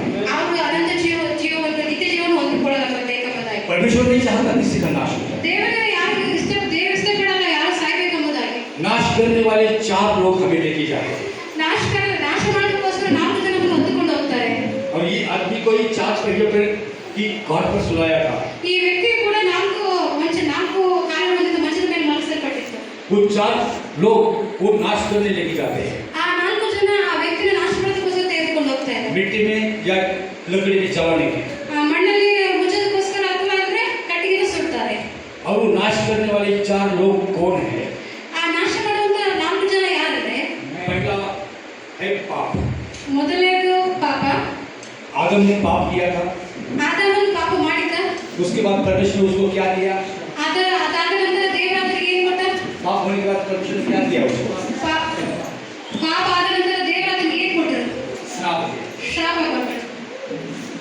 क्योंकि मिट्टी में मिलेगा और तो मिट्टी में ನೀನು ಮಣ್ಣಲ್ಲೇ ಸಿಗ್ತೀಯ, ನೀನು ಮಣ್ಣಾಗಿ ಹೋಗ್ತೀಯ. तू कष्ट करेगा और तू फसल बोएगा, ನೀನು ಕಷ್ಟದಿಂದ ಭೂಮಿಯನ್ನು ಬಿತ್ತಿದ್ರೆ ಫಲವನ್ನು ಹೊಂದಿಕೊಂಡು ಕಷ್ಟದಿಂದಾನೆ. तू कष्ट का अन्न खाएगा। ನೀನು ಕಷ್ಟಪಡದ ಪ್ರತಿಫಲವಾಗಿ ಹಣ್ಣನ್ನು ತಿಂತೀಯ. जब इंसान से पाप होता है ಯಾವಾಗ ಅದು ತಪ್ಪ ಆ ರೀತಿಯಾದ ಪಾಪ ಆಗುತ್ತದೋ उसके बाद श्राप आता है। ಆ ರೀತಿಯಾದ ಆದ ಮೇಲೆ ಶಾಪ ಬರ್ತದೆ. जब श्राप आता है, ಯಾವಾಗ ಶಾಪ ಬರ್ತದೋ श्राप के कारण रोग आते हैं। ಶಾಪದ ಕಾರಣ ರೋಗಗಳು ಬರ್ತವೆ. जब रोग होता है ಯಾವಾಗ ರೋಗ ಇರ್ತದೋ उसके बाद हॉस्पिटल ले जाता है, ಆಗ ಹಾಸ್ಪಿಟಲ್ಗೆ ಹೋಗ್ಬೇಕಾಗ್ತದೆ. और हॉस्पिटल में सलाइन लगता है, ಹಾಸ್ಪಿಟಲ್ಗೆ ಕುತ್ಕೊಂಡು ಅಚ್ಚರ್ ಪಡ್ತದೆ. सारा बिल भरना पड़ता है, ಎಲ್ಲ ಬಿಲ್ಗಳನ್ನು ಕೊಡಬೇಕಾಗುತ್ತದೆ. और डॉक्टर बोलता है हमारे हाथ में कुछ नहीं, ಡಾಕ್ಟರ್ ಹೇಳ್ತಾರೆ ನನ್ನ ಕೈಯಲ್ಲಿ ಏನಿಲ್ಲ ಎಂಬುದಾಗಿ. सब परमेश्वर के हाथ में है। ಎಲ್ಲ ದೇವರ ಕೈಯಲ್ಲಿದೆ. और उसके बाद ಅದರ ನಂತರ अगर कुछ दवा का असर नहीं हुआ, ಆ ಔಷಧಿ ನನಗೆ ಕಾರ್ಯ ಮಾಡಿಲ್ಲ ಅಂದ್ರೆ रोग के बाद मृत्यु आता है। ಆ ರೋಗದ ನಂತರ ಮರಣ ಬರ್ತದೆ. शाप, ಶಾಪ, पाप, ಪಾಪ, श्राप, ಶಾಪ, ರೋಗ, रोग और मृत्यु, ಆಮೇಲೆ ಮರಣ. ये 4 लोग हमें नाश के लिए लेके जाते हैं। ಈ 4 ಜನ ಏನ್ ಮಾಡ್ತಾರೆ ಅಂದ್ರೆ ನಾಶದ ಕಡೆಗೆ ತೆಗೆದುಕೊಂಡು ಹೋಗ್ತಾರೆ. हम रोते बैठते हैं, ನಾವು ಅಳ್ತಾ ಹೋಗ್ತೀವಿ. अच्छा था बाबा, अच्छा बहुत अच्छा था, ಬಹಳ ಒಳ್ಳೆದಾಗಿತ್ತು, बहुत मुझे प्यारा था, ಬಹಳ ಪ್ರೀತಿ ಉಳ್ಳದಾಗಿತ್ತು, बहुत पैसा मुझे दिया था, ಬಹಳ ಹಣ ನನಗೆ ಕೊಟ್ಟಿದ್ರು. अभी मर गया। ಈಗ अरे रोने वाले बचते, ಅವರ ಮಾತಾಡ್ತಾರೆ ನಿಂತಾರೆ. वो उसको उठाने वाले 4 जाते, ಆದ್ರೆ ಎತ್ತಿಕೊಂಡು ಹೋಗೋರು ಕೇವಲ 4 ಜನ ಮಾತ್ರ ಹೋಗ್ತಾರೆ. इंसान का नाश करने वाले 4 चीज, ಈ ರೀತಿಯಾದ ಮನುಷ್ಯರಿಗೆ ನಾಶ ಮಾಡುವಂತ 4 ವಿಧಗಳಿವೆ. पाप, ಪಾಪ, श्राप, ಶಾಪ, रोग ರೋಗ, और मृत्यु। ಮರಣ. ये 4 हमें नाश करने लेके जाते हैं। ಇವು 4 ನಮ್ಮ ಜೀವನದಲ್ಲಿ ಬಂದಾಗ ನಮ್ಮ ನಾಶ ಮಾಡ್ತದೆ. लेकिन परमेश्वर नहीं चाहता तुम्हारा नाश हो जाए। ದೇವರು ನಮ್ಗೆ ಬಯಸಲ್ಲ ನಾವು ನಾಶವಾಗಿ ಹೋಗ್ಬೇಕೆಂಬುದಾಗಿ. ये 4 पहिए पे ऐसा लेटा था, ಇದು ನಾ ಮಂಚದ ಮೇಲೆ ನಾಲ್ಕು ಕಾಲ ಮಂಚದ ಮೇಲೆ ಇದಕ್ಕೆ ಮಲ್ಕೊಂಡಿದ್ದ. ये चार पहिए, ये चार चीजें ऐसी है। ಇವು ನಾಲ್ಕು ವಸ್ತುಗಳು ಈ ರೀತಿ ಇದ್ದಾವೆ. एक पहिया पाप का, ಒಂದು ಕಾಲು ಪಾಪದ್ದು, दूसरा पहिया श्राप का, ಇನ್ನೊಂದು ಕಾಲು ಶಾಪದ್ದು, तीसरा रोग ಇನ್ನೊಂದು ಕಾಲು ರೋಗದ್ದು, और मृत्यु। ಇನ್ನೊಂದು ಕಾಲು ಮರಣದ್ದು. तो यीशु ने उसको दया की। ಯೇಸು ಸ್ವಾಮಿ ಅದರ ಮೇಲೆ ದಯೆ ಇಟ್ಟು बहुत दिन से ये एड़ा पड़ा रहा है, ಬಹಳ ಒಂದು ದಿನಗಳಲ್ಲಿ ಬಿದ್ದಿದ್ದಾನೆ. ठीक हो जाता था ಇದರ ಸ್ವಸ್ಥತೆ ಆಗ್ತಾ ಇದ್ದ, लेकिन गया नहीं। ಆಯ್ತು ಹೋಗ್ಲಿಲ್ಲ. लेकिन परमेश्वर उसको दया की। ಆದ್ರೆ ದೇವರು ಅದರ ಮೇಲೆ ದಯೆ ಇಟ್ಟಿದ್ದ. वो दया करने वाला परमेश्वर। ಆತನ ದಯೆಯನ್ನು ಮಾಡುವಂತೆ ದಯೆಯನ್ನು ಬಿಡುವಂತ और उसने ದೇವರು. कहा ಆತನು ಹೇಳಿದನು, ये चार पहिया ಈ ನಾಲ್ಕು ಕಾಲುಗಳು हाथ में ले ले ಕೈಯಲ್ಲಿ ಹಿಡಿದುಕೊಂಡು और चल। फिर जा। ನೀನು ನನ್ನ ಹಾಸಿಗೆಯನ್ನು ಎಲ್ಲ ಒತ್ತುಕೊಂಡು ನೀನು ನಡೆ. फिर वो चलने लगा। ಆತನು ಏನ್ ಮಾಡ್ತಾನೆ ನಡೆ. सारे पाप निकल गए, ಅದರ ಪಾಪಗಳು ಮುರಿಯಲ್ಪಟ್ಟವು, श्राप निकल गए, ಅದರ ಶಾಪಗಳು ಮುರಿಯಲ್ಪಟ್ಟವು, रोग निकल गए, ಅದರ ರೋಗಗಳು ಮುರಿಯಲ್ಪಟ್ಟವು, मृत्यु निकल गया। ಅದರ ಮರಣ ಕೂಡ ಮುರಿಯಲ್ಪಟ್ಟು. और गाना गाने लगा, ಆತನು ಆ ದೇವರನ್ನ ಆರಾಧನೆ ಮಾಡಿದ. पाप मेरे शाप मेरे सत्य बन गए। ಪಾಪ ಶಾಪ ರೋಗ ಎಲ್ಲವನ್ನು ಹೋದರು. तू ही है, तू ही है, तू ही है, आजा तू ही है, तू ही है, तू ही है, तू ही है, आजा तू ही है, तू ही है, नाम है, होठों में आँखों में तू है, दिल में नाम है, होठों में आँखों में तू है, दिल होठों पे आँखों में तू है, दिल में नाम है, होठों पे आँखों में तू है, नाम है, होठों पे आँखों में तू है, दिल में नाम है,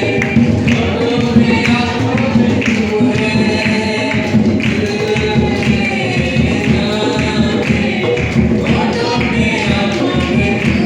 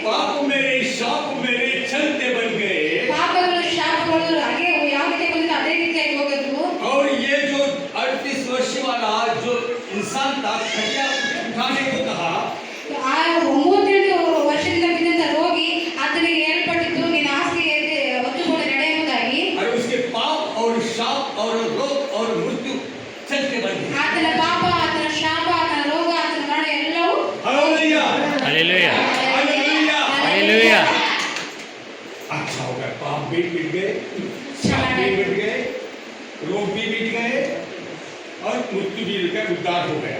ಚೆನ್ನಾಗಾಯ್ತು, ಪಾಪನೂ ಹೋಯ್ತು, ಶಾಪನೂ ಹೋಯ್ತು, ರೋಗನೂ ಹೋಯ್ತು, ಮರಣನೂ ಹೋಯ್ತು, ಎಲ್ಲ ಚೆನ್ನಾಗಾಯ್ತು. अब ये आदमी अच्छा रिलैक्स हो गया। ಇವಾಗ ಅದನ್ನ ಸ್ವಸ್ಥತೆ ಹೊಂದಿದ. चलो अब मेरा उद्धार हो गया। ಹೋಗ್ರಿ ಹೋಗೋಣ, ಆಯ್ತು ನಾನು ಆರಾಮಾಗಿಬಿಟ್ಟೆ. यीशु ने मेरा श्राप तोड़ दिया, ಯೇಸು ಸ್ವಾಮಿ ನನ್ನ ಶಾಪವನ್ನು ಮುರಿದಾಕಿದ್ರು, मेरा पाप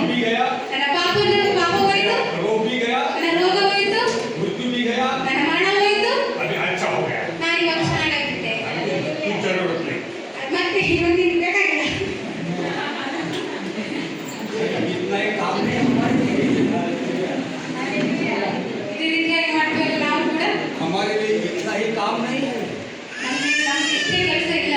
हमें अभी ये पर्वत से उठ जाना है। ನಾವು ಈಗ ಪರ್ವತದ ಕಡೆಗೆ ಹೋಗ್ಬೇಕಾಗ್ತದೆ.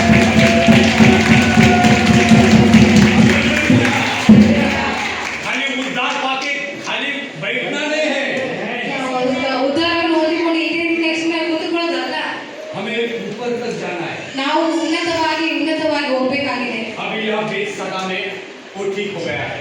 ಇಲ್ಲಿ ಬೇತಸ್ದ ಕೊಳದಲ್ಲಿ ಆತನು ಸ್ವಸ್ಥತೆ ಹೊಂದಿದ್ದಾನೆ. ये बेतसदा है ಇದು ಬೇತಸ್ದ ಕೊಳವಾಗಿದೆ. और बेतसदा में मैं मेरी खटिया उठा के मैं उद्धार पाया हूँ। ನಾನು ಬೇತಸ್ದ ಕೊಳದಲ್ಲಿ ನನ್ನ ಹಾಸಿಗೆ ಎಲ್ಲವನ್ನು ಎತ್ತುಕೊಂಡು ನಾನು ಸ್ವಸ್ಥತೆಯನ್ನು ಹೊಂದಿಕೊಂಡಿದ್ದೇನೆ. ये चार पहिए खाट के जो होते हैं पाप श्राप रोग और मृत्यु वो निकलते हैं। ಈ ಮಂಚದ ಮೇಲೆ ನಾಲ್ಕು ಕಾಲಾಗಿರ್ತವೆ, ಇಲ್ಲ ಪಾಪಗಳು, ಶಾಪಗಳು, ರೋಗ, ಮರಣ, ಅದರಿಂದ ನಾನು ಬಿಡುಗಡೆ ಹೊಂದಿದೆ. जो बेतसदा उसका अर्थ होता है दया। ಈ ಬೇತಸ್ದ ಎಂಬುದರ ಅರ್ಥ ಪದ ಏನಂದ್ರೆ ದಯೆ. वो दया करने वाला ही इसके पास आया ಆತನು ದಯೆ ಮಾಡುವಂತ ದೇವರೇ ಈತನ ಬಳಿಗೆ ಬಂದನು. और उसके पाप श्राप रोग और मृत्यु को नष्ट किया। ಆತನ ಪಾಪವನ್ನು, ಶಾಪವನ್ನು, ರೋಗವನ್ನು, ಮರಣ ಆತನು ನಷ್ಟಪಡಿಸಿದನು. उसका उद्धार हो गया। ಆತನ ಉದ್ಧಾರವಾದನು. खाली उद्धार करके एक जगह पे बैठना नहीं है। ನಾವು ಉದ್ಧಾರವಾದ ಮೇಲೆ ಸ್ವಸ್ಥತೆ ಹೊಂದಿದ ಮೇಲೆ ಒಂದೇ ಸ್ಥಳದಲ್ಲಿ ಕುಳಿತುಕೊಳ್ಳುವುದು ಅಲ್ಲ. जैसा दाऊद कहता है कि पर्वत में वो दुष्ट का होगा उनकी सहायता कहाँ से आएगी। ಯಾವ ರೀತಿಯಾಗಿ ದಾವೀದನು ಹೇಳ್ತಾನೆ, ನನ್ನ ಪರ್ವತದ ಕಡೆಗೆ ದೃಷ್ಟಿ ಇಡ್ತೇನೆ, ನನಗೆ ಸಹಾಯ ಎಲ್ಲಿಂದ ಬರುವುದು ಎಂಬುದಾಗಿ. जो आकाश और धरती का निर्माण करने वाला परमेश्वर, ಆಕಾಶ ಮತ್ತು ಭೂಮಿಯನ್ನು ನಿರ್ಮಾಣ ಮಾಡಿದ ದೇವರು, उससे मुझे सहायता आती है ಆತನಿಂದಲೇ ನಮಗೆ ಸಹಾಯ ಬರುತ್ತದೆ. और वो मुझे कभी टलने न देगा। ಆತನು ನಮಗೆ ಯಾವತ್ತೂ ಬಿಡುವುದಿಲ್ಲ. मुझे वो उठा के ऊपर लेके जाएगा। ಆತನು ನಮಗೆ ಕೆಳಗೆ ಬಿಡುವುದಿಲ್ಲ. ಆತನು ನಮ್ಮನ್ನು ಎತ್ತಿಕೊಂಡು ಮೇಲೆ ಹೋಗುವಂತ ದೇವರಾಗಿದ್ದಾನೆ. बहुत लोग खाली उद्धार पाके रिलैक्स हो जाते हैं। ಬಹಳಷ್ಟು ಜನ ಏನ್ ಮಾಡ್ತೀವಿ, ಸ್ವಸ್ಥತೆ ಹೊಂದ್ಕೊಂಡ್ವಿ, ಅಷ್ಟೇ ಸುಮ್ಮನೆ ಆಗ್ಬಿಡ್ತೀವಿ. उद्धार पाया ठीक है ಸ್ವಸ್ಥತೆ ಹೊಂದ್ಕೊಂಡ್ವಿ, ಚೆನ್ನಾಗಿ ಉದ್ಧಾರವನ್ನು ಹೊಂದಿಕೊಂಡಿದ್ವಿ. लेकिन स्वर्ग में कौन जाएगा। ಆದ್ರೆ ಸ್ವರ್ಗದಲ್ಲಿ ಯಾರು ಹೋಗ್ಬೇಕು? नहीं उद्धार पाया हो गया पास्टर। ಆಯ್ತು, ಸ್ವಸ್ಥತೆ ಹೊಂದಿದ್ರೆ ಉದ್ಧಾರ ಆದ್ರೆ ಸಾಕಪ್ಪ. पास्टर जी उद्धार आपकी चर्च में बहुत उद्धार हुआ ಪಾಸ್ಟರ್ ನಿಮ್ಮ ಚರ್ಚಲ್ಲಿ ಬಹಳ ಉದ್ಧಾರ ಆದ್ರು, ಬಹಳ ಸ್ವಸ್ಥತೆ ಆದ್ರು. लेकिन बढ़ने की बातें ही नहीं। ಆದ್ರೆ ಮೇಲೆ ಹೇಳುವಂತ ಮಾತುಗಳೇ ಇಲ್ಲ ಅಲ್ಲಿ. खाली हम वहाँ पे ऐसे उसके जैसे लेके रहते हैं।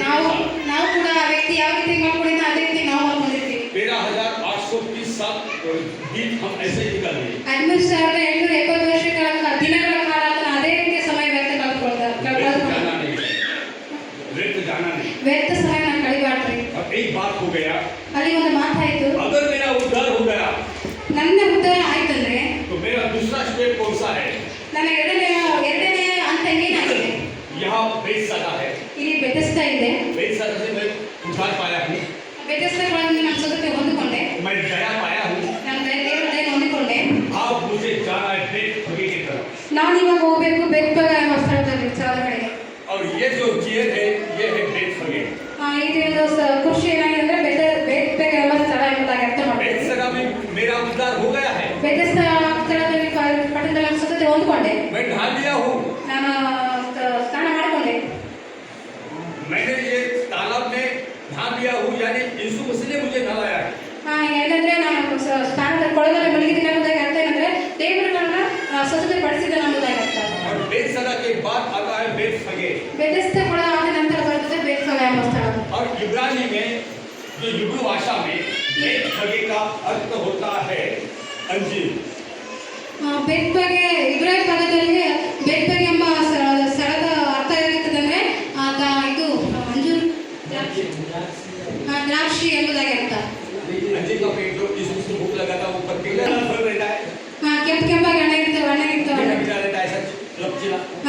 ಹತ್ತಿ ಹಣ್ಣು ಇದು ರೀತಿಯಾಗಿ ಜಿಗಿಟಾಗಿರ್ತದೆ ಹಣ್ಣು. हाँ ಅಚ್ಚುರ ಕಡೆ अंजीर हाँ अंजीरा ಅಂಜೂರ. समझ आया बात। ಅರ್ಥ ಆಯ್ತಾ? हाँ बेतफगे ಬೆತ್ಪಗೆ बेतसदा यानी दया ಬೇತ್ಸದ ಅಂದ್ರೆ ದಯೆ. और उसके बाद बेतफगे ಅದಾದ ನಂತರ अंजीरा। ಬಂದು ಬೆತ್ಪಗ, ಅದರ ಅರ್ಥ ಅಂಜೂರು. और अंजूर का बिब्लिकल अर्थ है परमेश्वर के चुने हुए लोग। ಅಂಜೂರದ ಅರ್ಥ ಏನಾಗಿದೆ ಅಂದ್ರೆ ದೇವರಿಂದ ಆರಿಸಲ್ಪಟ್ಟವರು ಎಂಬುದಾಗಿ. अंजीर इज़राइल को दर्शाता है ಆ ಅಂಜೂರ ಹಣ್ಣು ಏನಂದ್ರೆ ಇಸ್ರಾಯೇಲರ ಜನರು ಸೂಚಿಸುತ್ತದೆ. और इज़राइल यानी परमेश्वर के चुने हुए लोग। ಇಸ್ರಾಯೇಲರು ಎಂದರೆ ದೇವರ ಆರಿಸಿಕೊಂಡ ಜನಾಂಗ. जब आपका उद्धार हो जाता है ಯಾವಾಗ ನಿಮ್ಮ ಉದ್ಧಾರವಾಗ್ತದೋ आपने दूसरी स्टेज लेना चाहिए। ನೀವು ಬೇಡನೆ ಹಂತವನ್ನು ಹೋಗ್ಬೇಕು. तुम अंजीरा बनना चाहिए। ನೀವು ಅಂಜೂರಗಳಾಗಿರ್ಬೇಕು. ಆಮೇಲೆ अंजीर कैसा होता है? ಅಂಜೂರ ಯಾವ ರೀತಿ ಇರ್ತದೆ? मीठा। ಸ್ವೀಟ್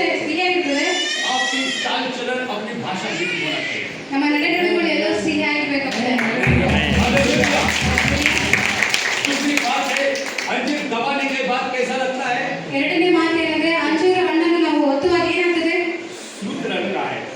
ಬಹಳ ಮೆತ್ತಾಗಿ ಕಾಣುತ್ತದೆ. तुम्हारा स्वभाव स्मूथ होना चाहिए। ನಮ್ಮ ಸ್ವಭಾವ ಕೂಡ ಆ ರೀತಿ हालेलुया। और उसके बाद वो ठंडा लगता है। ಅದಾದ ನಂತರ ಅದು ಬಹಳ ತಣ್ಣಗಾಗಿ ಕಾಣುತ್ತದೆ. इस्राएल में शांति होना चाहिए। ಇಸ್ರಾಯೇಲಲ್ಲಿ ಶಾಂತಿ ಆಗಬೇಕು. तुम्हारे जीवन में शांति होना चाहिए। ನಿಮ್ಮ ಜೀವನದಲ್ಲಿ ಕೂಡ ಶಾಂತಿ ಆಗಬೇಕು. अरे उद्धार हुआ दूसरे को गाली देगा। ಬರೀ ಉದ್ಧಾರ ಆಗುತ್ತೆ ಎಂಬುದಾಗಿ ಇನ್ನೊಬ್ರಿಗೆ ಬೈಯೋದಲ್ಲ. तुम अंजीर बनो। ನೀವು ಅಂಜೂರಗಳಾಗಿರಿ. तुम अंजीरा बनो। ನೀವು ಅಂಜೂರಗಳಾಗಿರಿ. दूसरी स्टेज अंजीरा का है। ಎರಡನೇ ಹಂತ ಅಂಜೂರವಾಗಿದೆ. कि तुम परमेश्वर के चुने हुए लोग बन जाते ನೀವು ದೇವರ ಆರಿಸಿಕೊಂಡಂತ ಮಕ್ಕಳಾಗ್ತೀರಿ. जब तुम्हारा बेसदा में उद्धार होता है ಯಾವಾಗ ನೀವು ವ್ಯತ್ಯಸ್ತ ಸ್ಥಳದಲ್ಲಿ ಉದ್ಧಾರವಾಗ್ತದೋ तो दूसरी स्टेज है बेतफगे। ಎರಡನೇ ಸ್ಥಳವಾಗಿದೆ ಬೇತ್ಪಗೆ. तुम अभी बेतफगे में आए हैं। ಇವಾಗ ನೀವು ಬೇತ್ಪಗೆದಲ್ಲಿ ಒಳಗೆ ಬಂದಿರಾ. अभी बेतफगे में आने के बाद ಯಾವಾಗ ನೀವು ಬೇತ್ಪಗೆ ಒಳಗಡೆ ಬಂದಿರಾ तुम परमेश्वर के लोग बन गए। ಯಾವಾಗ ದೇವರ ಮಕ್ಕಳು ಆದ್ರಿ तुम्हारा स्वभाव बदल गया। ನಿಮ್ಮ ಸ್ವಭಾವ ಬದಲಾವಣೆ ಆಯಿತು. तुम्हारे जीवन में मिठास आई। ನಿಮ್ಮ ಜೀವನದಲ್ಲಿ ಸಿಹಿಯಾಯಿತು. तुम परमेश्वर के मीठे लोग बन गए। ನೀವು ದೇವರ ಪ್ರೀತಿಯ ಮಕ್ಕಳು ಆದ್ರಿ. आत्मा के फल तुम्हारे अंदर लग गए हैं। ಆತ್ಮರ ಫಲಗಳು ನಿಮ್ಮೊಳಗೆ ಬಂದವು. अंजीरा के पास यीशु मसीह गया था। ಅಂಜೂರದ ಮರದ ಬಳಿ ಯೇಸು ಸ್ವಾಮಿ ಹೋಗಿದ್ದನು. अंजीर का पेड़ के पास ಅಂಜೂರದ ಮರದ ಬಳಿ यीशु मसीह को भूख लगी थी ಯೇಸು ಸ್ವಾಮಿ ಹಸಿವಾಗಿತ್ತು. और भूख लगने के बाद यहाँ अंजीर का पेड़ के पास गया। ಆತನಿಗೆ ಹಸಿವಾದ ನಂತರ ಆತನ ಏನ್ ಮಾಡ್ದ ಅಂಜೂರ ಗಿಡದ ಮರ ಅಂಜೂರ ಹಣ್ಣಿನ ಗಿಡದ और यीशु मसीह पेड़ के पास जाके उधर फल ढूंढ रहे थे।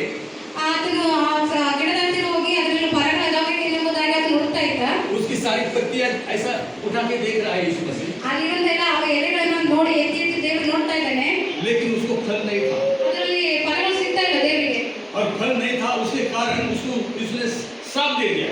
ಆದ್ರೆ ಆ ಮರದಲ್ಲಿ ಆ ಫಲಗಳಿಲ್ಲದ ಕಾರಣ ದೇವರು ಏನ್ ಮಾಡಿದ ನಮಗೆ ಶಾಪ ಕೊಟ್ಟ. तुझे कभी भी फल नहीं आएगा। ನಿನ್ನಲ್ಲಿ ಯಾವತ್ತಿಗೂ ಫಲ ಕೊಡೋದಿಲ್ಲ ಹೇಳ್ತಾರೆ. और वो सूख गया था। ಅದು ಒಣಗಿ ಹೋಯ್ತು ಆ ಗಿಡ.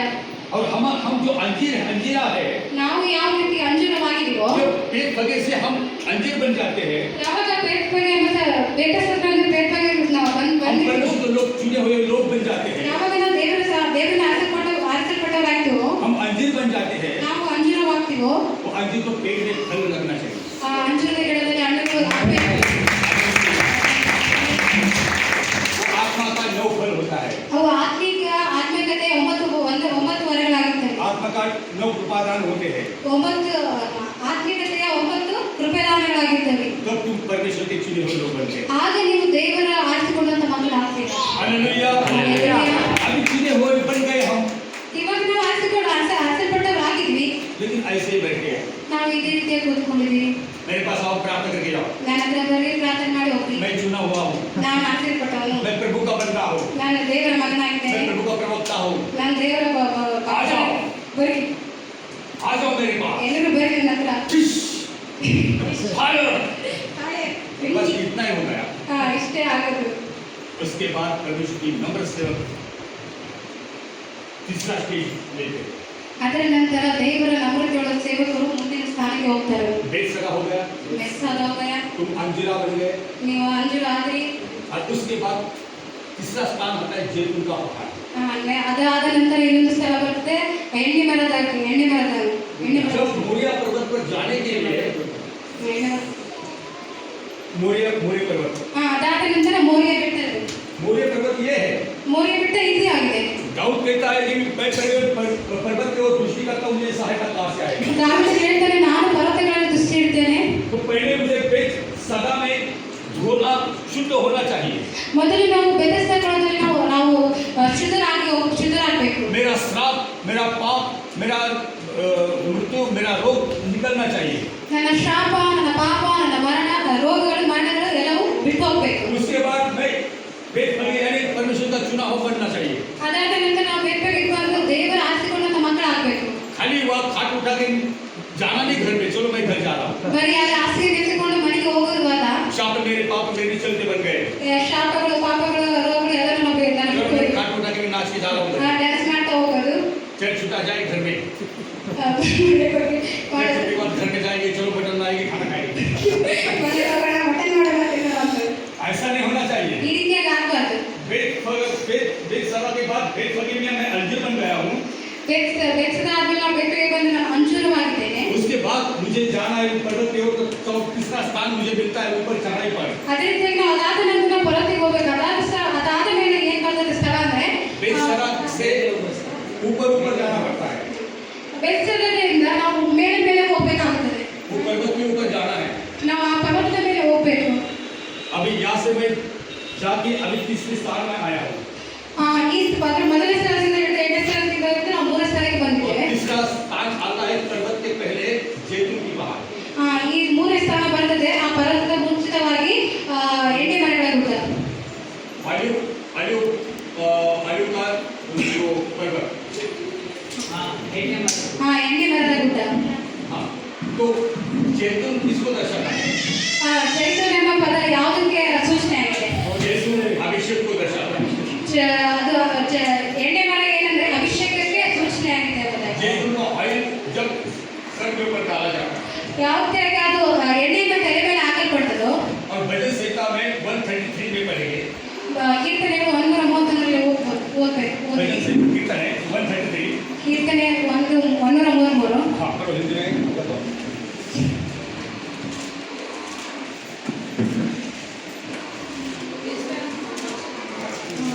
ಅದೇ Start, 133.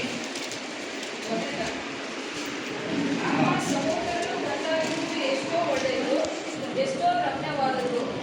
ಅದು ಆರೋಹಣ ತಲೆಯ ಮೇಲೆ ಹಾಕಲ್ಪಟ್ಟಿತು. ಅವನ ಗಡ್ಡದ ಕಿಡಿಯು ಅಲ್ಲಿಂದ ಅವನ ಅಂಗಿಗಳ ಕೊರಡಪಟ್ಟಿಯವರೆಗೂ ಹರಿದು ಬರುವ ಶ್ರೇಷ್ಠ ತೈಲದಂತೆಯೂ, ಹೆರ್ಮೋನ್ ಪರ್ವತದಲ್ಲಿ ಹುಟ್ಟಿ ಚಿಯೋನ್ ಪರ್ವತದ ಮೇಲೆ ಬೀಳುವ ಮಂಜಿನಂತೆಯೂ ಇದೆ. ಅಲ್ಲಿ ಆಶೀರ್ವಾದವು ಜೀವವು ಸದಾಕಾಲ ಇರಬೇಕೆಂದು ಯೆಹೋವನು ಆಜ್ಞಾಪಿಸಿದ್ದಾನೆ. कि बंधु ने इकट्ठा आना कितना विलोभनीय है और रमणीय है। ಎಲ್ಲರೂ ಬಂದು ಸಹೋದರರು ಒಂದಾಗಿರೋದು ಎಷ್ಟೋ ರಮ್ಯವಾಗಿದೆ, ಎಷ್ಟೋ ಒಳ್ಳೆಯದಾಗಿದೆ. वो अहरोन से निकले हुए दाढ़ी में से निकले हुए जैतून के तेल के समान है। ಆರನ್ನ ಗಡದ ಮೇಲೆ ತಲೆಯಿಂದ ಹಿಡಿದು ಗಡದಿಂದ ಸೋರುವಂತ ಎಣ್ಣೆಯಾಗಿದೆ. और ऑयल जो है ये अनॉइंटिंग का ऑयल होता है, अभिषेक का ऑयल होता है। ಎಣ್ಣೆ ಯಾವ್ದು ಸೂಚನೆ ಆಗಿದೆ ಅಂದ್ರೆ ಅಭಿಷೇಕಕ್ಕೆ ಸೂಚನೆ ಆಗಿದೆ. कि अभिषेक जैतून तेल में अभिषेक है। ಎಣ್ಣೆ ಮರದ ಗುಡ್ಡದಲ್ಲಿ ಅಭಿಷೇಕವಿದೆ. शमूएल प्रवक्ता ने दाऊद के ऊपर पूरी तरह से सिंह का तेल डाला था। ಸಮಯವನ್ನು ದಾವಿದನ ಮೇಲೆ ಕೊಂಬನ್ನು ತೆಗೆದುಕೊಂಡು ಆತನ ಮೇಲೆ ಅಭಿಷೇಕ ಮಾಡಿದ. वो जो बच्चा था ಆತನಿಗೆ ಚಿಕ್ಕವನಾಗಿದ್ದನು, कि उसको राजा बनाना था, ಆತನಿಗೆ ರಾಜನಾಗಿ ಮಾಡಬೇಕಾಗಿತ್ತು. वो सिंह 2.5 फुट का था ಆ ಕೊಂಬು 2.5 ಇಂಚಾಗಿತ್ತು. और वो जो है तो एक प्राणी का सिंह था। ಅದು ಒಂದು ಪ್ರಾಣಿಯ ಕೊಂಬಾಗಿತ್ತು. उसमें 2 लीटर ऑयल बैठता था, ಅದರಲ್ಲಿ 2 ಲೀಟರ್ ಎಣ್ಣೆ ಇರ್ತಿತ್ತು. इतना लंबा था। ಎಷ್ಟು ಉದ್ದ ಇತ್ತು. और वैसा ही तेल दाऊद के ऊपर डाला था। ಅದು ತೆಗೆದುಕೊಂಡು ಅದೇ ರೀತಿಯಾಗಿ ಸಮಯಲು ದಾವಿದನ ಮೇಲೆ ಹಾಕಿದ. और उसके ऊपर दाऊद के ऊपर अभिषेक हुआ था। ದಾವಿದನ ಮೇಲೆ ಅದು ಅಭಿಷೇಕ ಬಂತು. उस वक्त दाऊद 15 साल का था। ಆ ಸಮಯದಲ್ಲಿ ದಾವಿದನಿಗೆ 15 ವರ್ಷ ವಯಸ್ಸಾಗಿತ್ತು. वो भेड़ चलाता था। ಆತನ ಕುರಿಗಳನ್ನು ಕಾಯುತ್ತಾ ಇದ್ದ.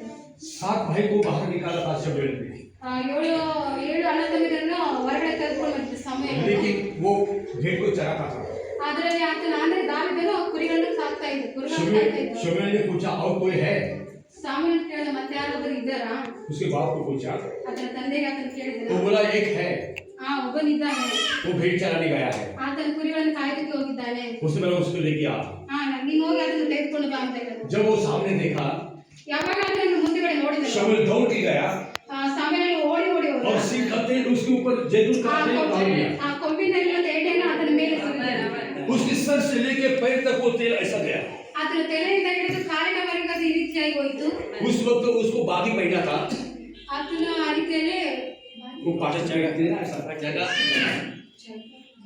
गाँव यहाँ से लेके ऐसा गाँव ಇದು ನೀವು ಹಾಕೊಳ್ತಿರತ್ತಲ್ಲ ಜೋಳಿಗೆ ತರ ऐसा बांध के इसमें सीखे ऐसा ನಿಲುವಂಗಿ ಆಗಿದ್ದ. हाँ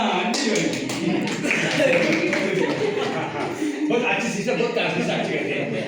तो अगले बार तुम नहीं करना, तो करना ಸಹಿ अरे मैं प्रेज गॉड, परमेश्वर ने ऑलरेडी किया उसको, अब मेरा आदमी से उसको बताएगा। हालेलुया। और उस वक्त ಆ ಸಮಯದಲ್ಲಿ उसने जब वो पूरी शरीर में वो तेल थमा गया था, ಆ ಶರೀರದಲ್ಲಿ ಪೂರ್ತಿ ಶರೀರದಲ್ಲಿ ಆ ಎಣ್ಣೆ ಹರಿಯಲ್ಪಟ್ಟಿದೆ. 2 लीटर का जो तेल है 2 ಲೀಟರ್ನ ಎಣ್ಣೆ ಇತ್ತು. उसके बाल के ऊपर से नीचे गिर गया। ಆತನ ಕೂದಲಿಂದ ಹಿಡಿದು ಕೆಳಗಡೆ ತರ ಹೋಯಿತು. उस वक्त इसके हाथ में एक लाठी थी। ಆ ಸಮಯದಲ್ಲಿ ಆತನ ಕೈಯಲ್ಲಿ ಒಂದು भेड़ चराने वाले के हाथ में ಕುರಿ ಕಾಯುವಂತ ವ್ಯಕ್ತಿಯಲ್ಲಿ ಇದ್ದದ್ದು ಅದು. कमर में वो गोबर मारे थे जो पत्थर मारते उससे ಕವಣೆ ಕವಣೆ कमर में मारे थे। ಸೊಂಟದಲ್ಲಿ ಆತನ ಕವಣೆ ಹೊಡೆಯೋದು ಕಲ್ಲನ್ನ ಅದು ಕಟ್ಟಿದ್ದ. पैर में चप्पल था, ಕಾಲಲ್ಲಿ ಚಪ್ಪಲ್ ಇದ್ದು, एक झोला था। ಒಂದು ಜೋಳಿ ಇತ್ತು. वो कवाड़ी को मारने के लिए पत्थर को कवाड़ी में डाल के मारते। ಆ ಕವಣೆನ ಹೊಡೆದಕ್ಕೋಸ್ಕರ ಕಲೆಗಳನ್ನ ಅದನ್ನ ಹಾಕಿ ಅದ್ರಲ್ಲಿ ಹಾಕೊಂಡಿದ್ದ. अगर भेड़ को खाए तो कोई जानवर खाए तो वो मारते थे। ಕುರಿಗಳನ್ನ ಏನಾದ್ರು ತಿನ್ನೋದ್ರೆ ಅದನ್ನ ಕಲ್ಲಿಂದ ಅದನ್ನ ಅದಕ್ಕೆ ಕೊಡ್ತಾ ಇದ್ದ. और उसके ऊपर पूरा अभिषेक हो गया। ಆತನ ಮೇಲೆ ಬಹಳ ಫುಲ್ ಅಭಿಷೇಕವಾಯಿತು. और वो अभिषेक के कारण ಆ ಅಭಿಷೇಕದ ಕಾರಣ उसको सामर्थ्य मिल गया। ಆತನಿಗೆ ಸಾಮರ್ಥ್ಯ ಬೇಕು. तो जब वो लड़ने गया था गोलियत के सामने, ಯಾವಾಗ ಆತನು ಗೋಲಿಯಾತನ ವಿರುದ್ಧವಾಗಿ ಯುದ್ಧ ಮಾಡ್ಲಿಕ್ಕೆ ಹೋದ, राजा का सब जितना ढाल तलवार सब फेंक दिया था उसने, ಆ ರಾಜನಿಗೆ ಕೊಟ್ಟಂತೆಲ್ಲ ಸೆಳೆಕಟ್ಟೆಗಳೆಲ್ಲ ಎಲ್ಲ ಯುದ್ಧ ವಸ್ತುಗಳನ್ನ ತೆಗೆದುಹಾಕಿದ್ದ. क्योंकि उसको चलने नहीं होता। ನಡೀಲಿಕ್ಕೆ ಆಗ್ತಾ ಇರಲಿಲ್ಲ ಅದನ್ನ ಹಾಕೊಂಡು. वो वेट वाला था। ಅದು ಬಹಳ ವಜ್ಜೆ ಇತ್ತು. संसार की बातें हमें चलने नहीं देती। ಹೊರಗಿನ ಮಾತುಗಳು, ಸಂಸಾರದ ಮಾತುಗಳು नಮಗೆ ದೇವರ ನಡೆಯಕ್ಕೆ ಕೊಡಲ್ಲ. लेकिन परमेश्वर के अभिषेक किए हुए वही बातें हमें विजय प्राप्त ದೇವರ ಅಭಿಷೇಕ ऐसा ही हुआ। ಅದೇ ರೀತಿಯಾಗಿ ದಾವೀದನ ಅದೇ ರೀತಿಯಾಗಿ ಆಯಿತು. गलियात के सामने जब लड़ने गया, ಗೋಲಿಯಾತನ ವಿರುದ್ಧವಾಗಿ ಆತನ ಯುದ್ಧ ಮಾಡ್ಲಿಕ್ಕೆ ಹೋದ. वो ढाल तलवार लेके नहीं गया। ಆತನ ಯುದ್ಧ ವಸ್ತುಗಳನ್ನ ಏನು ತಗೊಂಡು ಹೋಗ್ಲಿಲ್ಲ. जो शमूएल ने जिस कपड़े पर अभिषेक किया था, ಯಾರು ಸಮಯನ ಆತನ ಮೇಲೆ ಅಭಿಷೇಕ ಮಾಡಲ್ಪಟ್ಟಿತೋ वही पहन के गया था। ಆ ಅಭಿಷೇಕನ ಆತನ ಹೊತ್ಕೊಂಡು ಹೋಗಿದ್ದ. वही तो क्या बोलते हैं उसको, गवालिया लेके गया था ಕವಣೆಯನ್ನು ಆತ ತೆಗೆದುಕೊಂಡು ಹೋಗಿದ್ದ. और पत्थर लेके गया था। ಮತ್ತೆ ಕಲ್ಲುಗಳನ್ನು ತೆಗೆದುಕೊಂಡು ಹೋಗಿದ್ದ. जाते समय यार्दन की नदी में से छोटा छोटा ऐसा 5 पत्थर लिया था। ಆತನು ಹೋಗುವಂತ ಸಮಯದಲ್ಲಿ ಯೋರ್ದನ ನದಿಯಲ್ಲಿ 4 ಚಿಕ್ಕ ಚಿಕ್ಕ ಕಲ್ಲನ್ನು ಇಟ್ಟುಕೊಂಡು ಹೋಗಿದ್ದ. 5 पत्थर यानी विश्वास का पत्थर, 5 ಕಲ್ಲುಗಳಂತ ಏನಂದ್ರೆ ವಿಶ್ವಾಸದ धीरज का पत्थर, ಶಾಂತಿ ಶಾಂತಿ. ये 5 पत्थर है। मैं बाद में आपको उसके बारे में बताऊं। ये पत्थर जाके उसने गलियात के ऊपर विजय पाया। ಈ ಕಲ್ಲು ತಗೊಂಡು ಹೋಗಿ ಆತನ ಗೋಲಿಯಾತನ ಮೇಲೆ ಯುದ್ಧವನ್ನ ಜಯಿಸಿದ. उसको बोला तू तो भाला और तीर तलवार लेके आया है, ನೀನಾದರೂ ಬರ್ಜಿ ಕುರ್ಚಿಗಳಲ್ಲಿ ನನ್ನ ಎದುರಿಗೆ ಬಂದೀಯಾ? मैं तो मेरे परमेश्वर के नाम में तेरे ನಾನಾದರೂ ಯೆಹೋವನ ನಾಮದಲ್ಲಿ ನಿನ್ನ एक ही पत्थर उठा के, विश्वास का पत्थर उठा के वो कवड़िया में डाला। ಆತನ ಒಂದೇ ಕಲ್ಲು, ಅದು ವಿಶ್ವಾಸದ ಕಲ್ಲನ್ನು ತೆಗೆದುಕೊಂಡು ಆತನ ಕವಣೆಯನ್ನು ಹೊಡೆದ. और वो पत्थर कम से कम 10 mm का था। यानी 5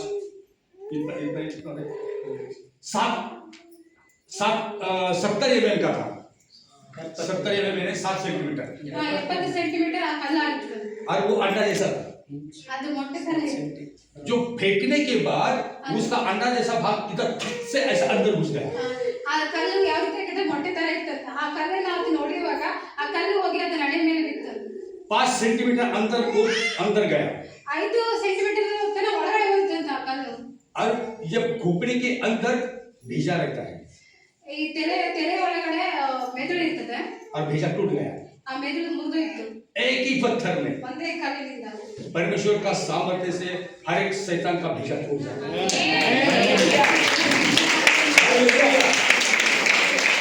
इसलिए वो अभिषेक चाहिए, ಅದಕ್ಕೆ ನಮಗೆ ಅಭಿಷೇಕ ಬೇಕು. वो अभिषेक से हमने भरना चाहिए। ಆ ಅಭಿಷೇಕದಿಂದ ನಾವು ತುಂಬಲ್ಪಡಬೇಕು. तो अभिषेक से भरने के लिए ಆ ಅಭಿಷೇಕದಲ್ಲಿ ತುಂಬುವುದಕ್ಕೋಸ್ಕರ हमें जैतून के पहाड़ पर जाना चाहिए। ನಾವು ಎಣ್ಣೆ ಮರಗಳ ಗುಡ್ಡದ ಮೇಲೆ ಹೋಗಬೇಕಾಗಿದೆ. यहाँ अभिषेक है। ಇಲ್ಲಿ ಅಭಿಷೇಕವಿದೆ. बार बार यीशु मसीह ಮರಳಿ ಮಾಡಿ ಯೇಸು ಸ್ವಾಮಿ जब 5 बजे तक सेवा करता था, ಯಾವಾಗ ಆತನ 5 ಗಂಟೆವರೆಗೆ ಸೇವೆ ಮಾಡ್ತಾ ಇದ್ದ, सब कुछ छोड़ के जैतून के पहाड़ के ऊपर जाता। ಎಲ್ಲ ಜನರನ್ನು ಬಿಟ್ಟು ಆತನ ಎಣ್ಣೆ ಮರದ ಗುಡ್ಡಕ್ಕೆ ಹೋಗ್ತಾ ಇದ್ದ. वो परमेश्वर का अभिषेक वहां पर ಆತನ ದೇವರ ಅಭಿಷೇಕವನ್ನು ಹೊಂದಿಕೊಳ್ತಾ ಇದ್ದ. और दूसरे दिन वापस नीचे उतरता था। ಮರುದಿನ ಆತನ ಕೆಳಗಡೆ ಬರ್ತಾ ಇದ್ದ. चेले पूछते थे ಶಿಷ್ಯರು ಕೇಳ್ತಾ ಇದ್ರು, तू सोता कहाँ है और रहता कहाँ है? ನೀ ಮಲಗೋದು ಎಲ್ಲಿ, ನೀನು ಇರೋದು ಎಲ್ಲಿ ಅಂತ ಹೇಳಿ और वो कहता था ಆತನ ಹೇಳ್ತಾ ಇದ್ರು, कि पंछियों को घर है, ಗುಬ್ಬಿಗಳಿಗೆ ಮನಿ ಇವೆ, लोमड़ियों को ठिकाना है, ನರಿಗಳಿಗೆ ಗುದ್ದುಗಳಿವೆ, फिर मनुष्य पुत्र का अपना सर टेकने के लिए ಆದರೆ जगह है। ಮನುಷ್ಯ ಕುಮಾರನಿಗೆ ತೆರೆಯಿಡುವಷ್ಟು ಜಾಗವೂ ಇಲ್ಲ ಎಂಬುದಾಗಿ. वो रात भर परमेश्वर के साथ बातें करता था ಆತನು ರಾತ್ರಿ ಎಲ್ಲ ದೇವರೊಟ್ಟಿಗೆ ಮಾತನಾಡ್ತಾ ಇದ್ದ. और वो सामर्थ से अभिषेक से खाली नीचे उतरता था ಆತನು ಸಾಮರ್ಥ್ಯ ದೇವರ ಅಭಿಷೇಕದ ಸಾಮರ್ಥ್ಯದ ಕೆಳಗೆ ಬರ್ತಾ ಇದ್ದ. और उसके कारण उसे चंगाई मिलती थी लोगों को। ಅದರಿಂದ ಆ ಕಾರಣದಿಂದ ಜನರಿಗೆ ಸ್ವತಂತ್ರ हालेलुया। अगर आप बेत सदा से बेत फगे हो गए, बेत फगे से अगर जैतून हो गए और जैतून में आ गए तो आप अभिषिक्त हो गए। ಯಾವ ರೀತಿಯಾಗಿ ನಾವು ಬೆತ್ತಸ್ತರಿಂದ ಆಮೇಲೆ ಬೆತ್ತಗೆ ಬಂದು ಬೆತ್ತದಿಂದ ಎಣ್ಣೆ ಕುಟಕ್ಕೆ ನಾವು ಬಂದಾಗ ನಾವು ಅಭಿಷಿಕ್ತರಾಗ್ತೀವಿ. हालेलुया। आपको खाली उद्धार पाना नहीं है, ನಿಮ್ಗೆ ಬರೀ ಉದ್ಧಾರ ಆಗುದು ಅಲ್ಲ, आपको परमेश्वर चुने हुए लोग बनना चाहिए। ನೀವು ದೇವರ ಆರಿಸಿಕೊಂಡ ಜನಾಂಗವಾಗಬೇಕು. खाली आपको चुने हुए लोग होना नहीं चाहिए, ನೀವು ಬರೀ ಆರಿಸಿಕೊಂಡರಾಗಿರಬಾರ್ದು, आपको अभिषिक्त होना चाहिए। ನೀವು ಅಭಿಷೇಕ್ತರಾಗಿರ್ಬೇಕು. और जब वो अभिषिक्त हो जाते हैं, ಯಾವಾಗ ನೀವು ಅಭಿಷೇಕ್ತರಾಗ್ತೀರೋ खाली ये पवित्र स्थान पर ಆ ಪವಿತ್ರ ಸ್ಥಾನದಲ್ಲಿ जो मोरिया पर्वत है, ಮೋರಿಯ ಬೆಟ್ಟ ಇದೆಯೋ जो परमेश्वर का निवास स्थान है, ದೇವರ ನಿವಾಸ ಸ್ಥಳವಾಗಿದೆ. और वो पवित्र पर्वत पर चढ़ने के लिए ಆ ಪರಿಶುದ್ಧ ಪರ್ವತದ ಮೇಲೆ ಏರೋದಕ್ಕೋಸ್ಕರ तुम्हारा हृदय और हाथ शुद्ध हो जाए। ನಮ್ಮ ಹೃದಯ ಮತ್ತು ನಮ್ಮ ಕೈಗಳು ಶುದ್ಧವಾಗಿರಬೇಕು. हालेलुया। हालेलुया। और तुम शुद्ध होने के बाद ये पर्वत के ऊपर चढ़ के जाता है, मेरा परमेश्वर मुझे उठाने के लिए आया। ಯಾವ ರೀತಿ ನಾವು ಶುದ್ಧರಾಗದೆ ಆ ಪರ್ವತದ ಮೇಲೆ ಹೋದಾಗ ನಾವು ದೇವರ ಹತ್ರ ಹೇಳ್ಬೋದು, ದೇವರೇ ನನ್ನನ್ನು ಎತ್ತಿಕೊಳ್ಳು. और परमेश्वर जब उतर आएगा यहाँ, ಯಾವಾಗ ದೇವರು ಆ ಸ್ಥಳದಲ್ಲಿ ಕೆಳಗೆ ನಿಂತು ಬರ್ತಾನೋ तो आपको उठा के लेके जाए। ಆತನು हालेलुया। हालेलुया। हालेलुया। फिर हम गाना बोलेंगे, ಆತನ ಆನಂದ हम मिलेंगे बादलों पर, हम मिलेंगे बादलों पर, देखेगा सारा जहां, नीले आसमां के पार जाएंगे, यीशु रहता वहाँ, नीले आसमां के पार जाएंगे।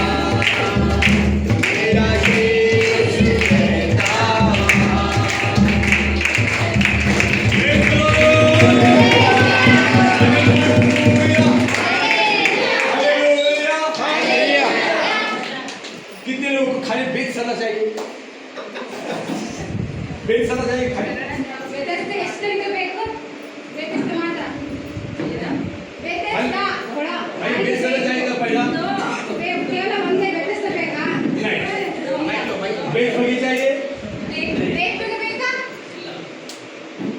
जैतून चाहिए ಎಣ್ಣೆ ಮರದ ಗುಡ್ಡ ಬೇಕಾ ಎಣ್ಣೆ ಮರದ ಗುಡ್ಡ ಬೇಕು. Yes. आमीन और ये अभिषिक्त बन जाए तो अभिषिक्त ही इस पर्वत पर जा सकता है ಯಾವಾಗ ನಾವು ಅಭಿಷಿಕ್ತರಾಗ್ತೀವೋ ಅಭಿಷಿಕ್ತ ವ್ಯಕ್ತಿನೇ ಆ ಗುಡ್ಡದ ಮೇಲೆ ಹೋಗಲಿಕ್ಕೆ ಸಾಧ್ಯ आखिरी दिनों में ಕೊನೆಯ ದಿನಗಳಲ್ಲಿ यीशु मसीह वही स्थान पर आने वाला है ಯೇಸುಸ್ವಾಮಿ ಅದ ಸ್ಥಳದ ಮೇಲೆ ಬರ್ತಾ ಇದ್ದಾರೆ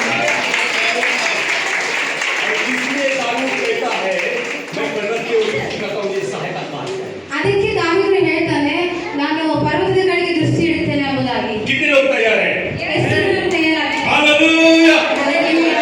हालेलुया Hallelujah. Hallelujah Hallelujah. हम मिलेंगे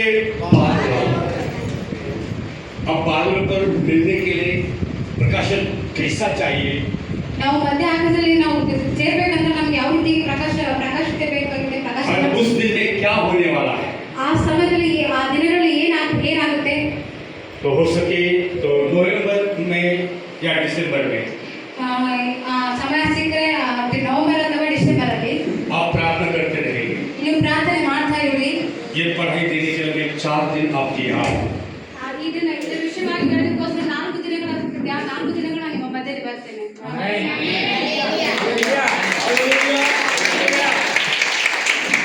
बादल में रहने के लिए क्या है यार तो कैसा जाना है उसको तुमको मैं बताऊंगा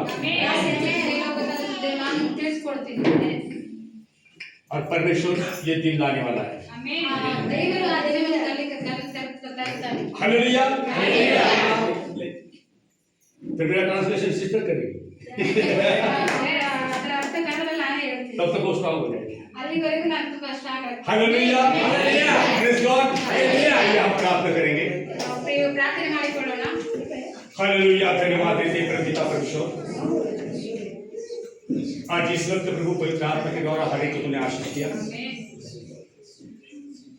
और हर एक के कान को तूने छुआ मन को छुआ और आने वाले समय में पवित्र आत्मा के सामर्थ्य से हर एक को तो आशीष कर हर एक को तो अपने पवित्र आत्मा के सामर्थ्य से भर दे आज खाली हम वेद सदा में नहीं रहना है अगर हमारा उद्धार हो गया हमें चंगाई पाए रहे श्राप और पाप चले गए हैं तो हमारा कर्तव्य होता है कि हम वेद सगे यानी इजराइल परमेश्वर के चुने हुए लोग बने अगर हम परमेश्वर लोग खाली चुन के कुछ फायदा नहीं तो हम हमारे जीवन में से लोगों को दिखाए उसके बाद हम जैतून के पहाड़ पर चल के जाए ताकि जैतून में हमें अभिषेक मिलता है और जब हम अभिषिक्त हो जाते हैं तो हम वो पर्वत पर जा सकते हैं क्योंकि वहाँ शुद्धता चाहिए इसलिए दाऊद कहता है कि वो पर्वत को चढ़ के जाएगा जिसका हृदय शुद्ध है और जिसके हाथ मलिन न हो जब हम ये 4 स्टेज से जाते हैं तो हम शुद्ध होके जाते हैं प्रभु आज दिन के ये वचन से तूने हमें सिखाया इसलिए धन्यवाद हर एक कान मन को आपके हाथ में यीशु मसीह के नाम आमीन आमीन praise the Lord hallelujah hallelujah hallelujah hallelujah अब हम मैं एक हर एक के लिए प्रार्थना करता हूँ ಈಗ ನಾನು ಎಲ್ಲರಿಗೋಸ್ಕರ ಪ್ರಾರ್ಥನೆ ಮಾಡ್ತೇನೆ आज का कोई कॉलिंग होगा ಇವತ್ತಿನ ಕರೆ ಆಗಿರ್ಬೋದು जो कल हुआ था ನಿನ್ನೆ ಆಯ್ತು और बाकी का कॉमन प्रेयर हो जाएगा ಅದಾದ ನಂತರ ಎಲ್ಲರ ಕೈಗಳನ್ನು ನಾನು ಪ್ರಾರ್ಥನೆ ಮಾಡ್ತೀನಿ क्योंकि मुझे वापस यहाँ से निकलना है ಯಾಕಂದ್ರೆ ನಾನು ಇಲ್ಲಿಂದ ಮತ್ತೆ ಮರಳಿ ಹೋಗ್ಬೇಕಾಗಿದೆ और आरकेरा किधर जाना है कौन से गांव में जाना है आरकेरा जाना है ನಾವು ಇದಾದ ನಂತರ ಅರಕೆರೆಗೆ ಹೋಗ್ಬೇಕಾಗಿದೆ उसके बाद मैं ನಮ್ದು ಊರಿಗೆ ಹೊಂಟಿಲ್ಲ परसों पुणे जाऊंगा ನಾಳೆ ನಾನು ಪುನಃ ಹೋಗ್ತೀನಿ कोई मेरे साथ आना चाहता है आने जाते मतलब चलो हालेलुया हालेलुया चलिए प्रार्थना करेंगे परम पिता हर एक आंख बंद हो जाएगा ಎಲ್ಲರ ಕಣ್ಣುಗಳು ಮುಚ್ಚಲ್ಪಟ್ಟಿ आपके दिल को खोलिए, ನಿಮ್ಮ ಹೃದಯಗಳನ್ನು ತೆರೆಯಿರಿ, परमेश्वर को ध्यान दीजिए। ದೇವರ ಕಡೆ ದೃಷ್ಟಿ ಇಡಿ. आज वो परमेश्वर आपसे बातें करने वाला है, ದೇವರು ಇವತ್ತು ನಿಮ್ಮೊಟ್ಟಿಗೆ ಮಾತನಾಡುವವರಾಗಿದ್ದಾರೆ, आपको छूने वाला है। ನಿಮ್ಮನ್ನ ಮುಟ್ಟುವವರಾಗಿದ್ದಾರೆ. और कल जिसके बारे में परमेश्वर ने आशीष दिया, ನಿಮಗೆ ಯಾರು ಹೆಸರು ಹೇಳಿ ದೇವರು ಆಶೀರ್ವಾದ ಮಾಡಿದ್ರು वो थोड़ा साइड गए तो भी चलेगा। ಅವರು ಬೇರೆ ಕಡೆ ಹೋದ್ರೆ ಸ್ವಲ್ಪ ಚೆನ್ನಾಗಿರ್ತದೆ. परमेश्वर एक बार आशीष देता है, वो हमेशा के लिए देता है। ದೇವರು ಒಂದ್ಸಲ ಒಂದ್ ರೀತಿ ಒಂದ್ಸಲ ಆಶೀರ್ವಾದ ಮಾಡಿದ್ರೆ ಅದು ಅದೇ ಆಶೀರ್ವಾದವಾಗಿರುತ್ತೆ. कई कई जगह पे बार बार लोग आते हैं ಕೆಲವೊಂದು ಸ್ಥಳಗಳಲ್ಲಿ ಮತ್ತೆ ಮಾಡಿ ಬರ್ತಾರೆ ಜನಗಳು, और मुझे कुछ मिलेगा क्या? ಮತ್ತೆ ಏನಾದ್ರು ಸಿಗ್ತದೆ ಎಂಬುದಾಗಿ. कभी खाना खाने के बाद कैसे होते लोग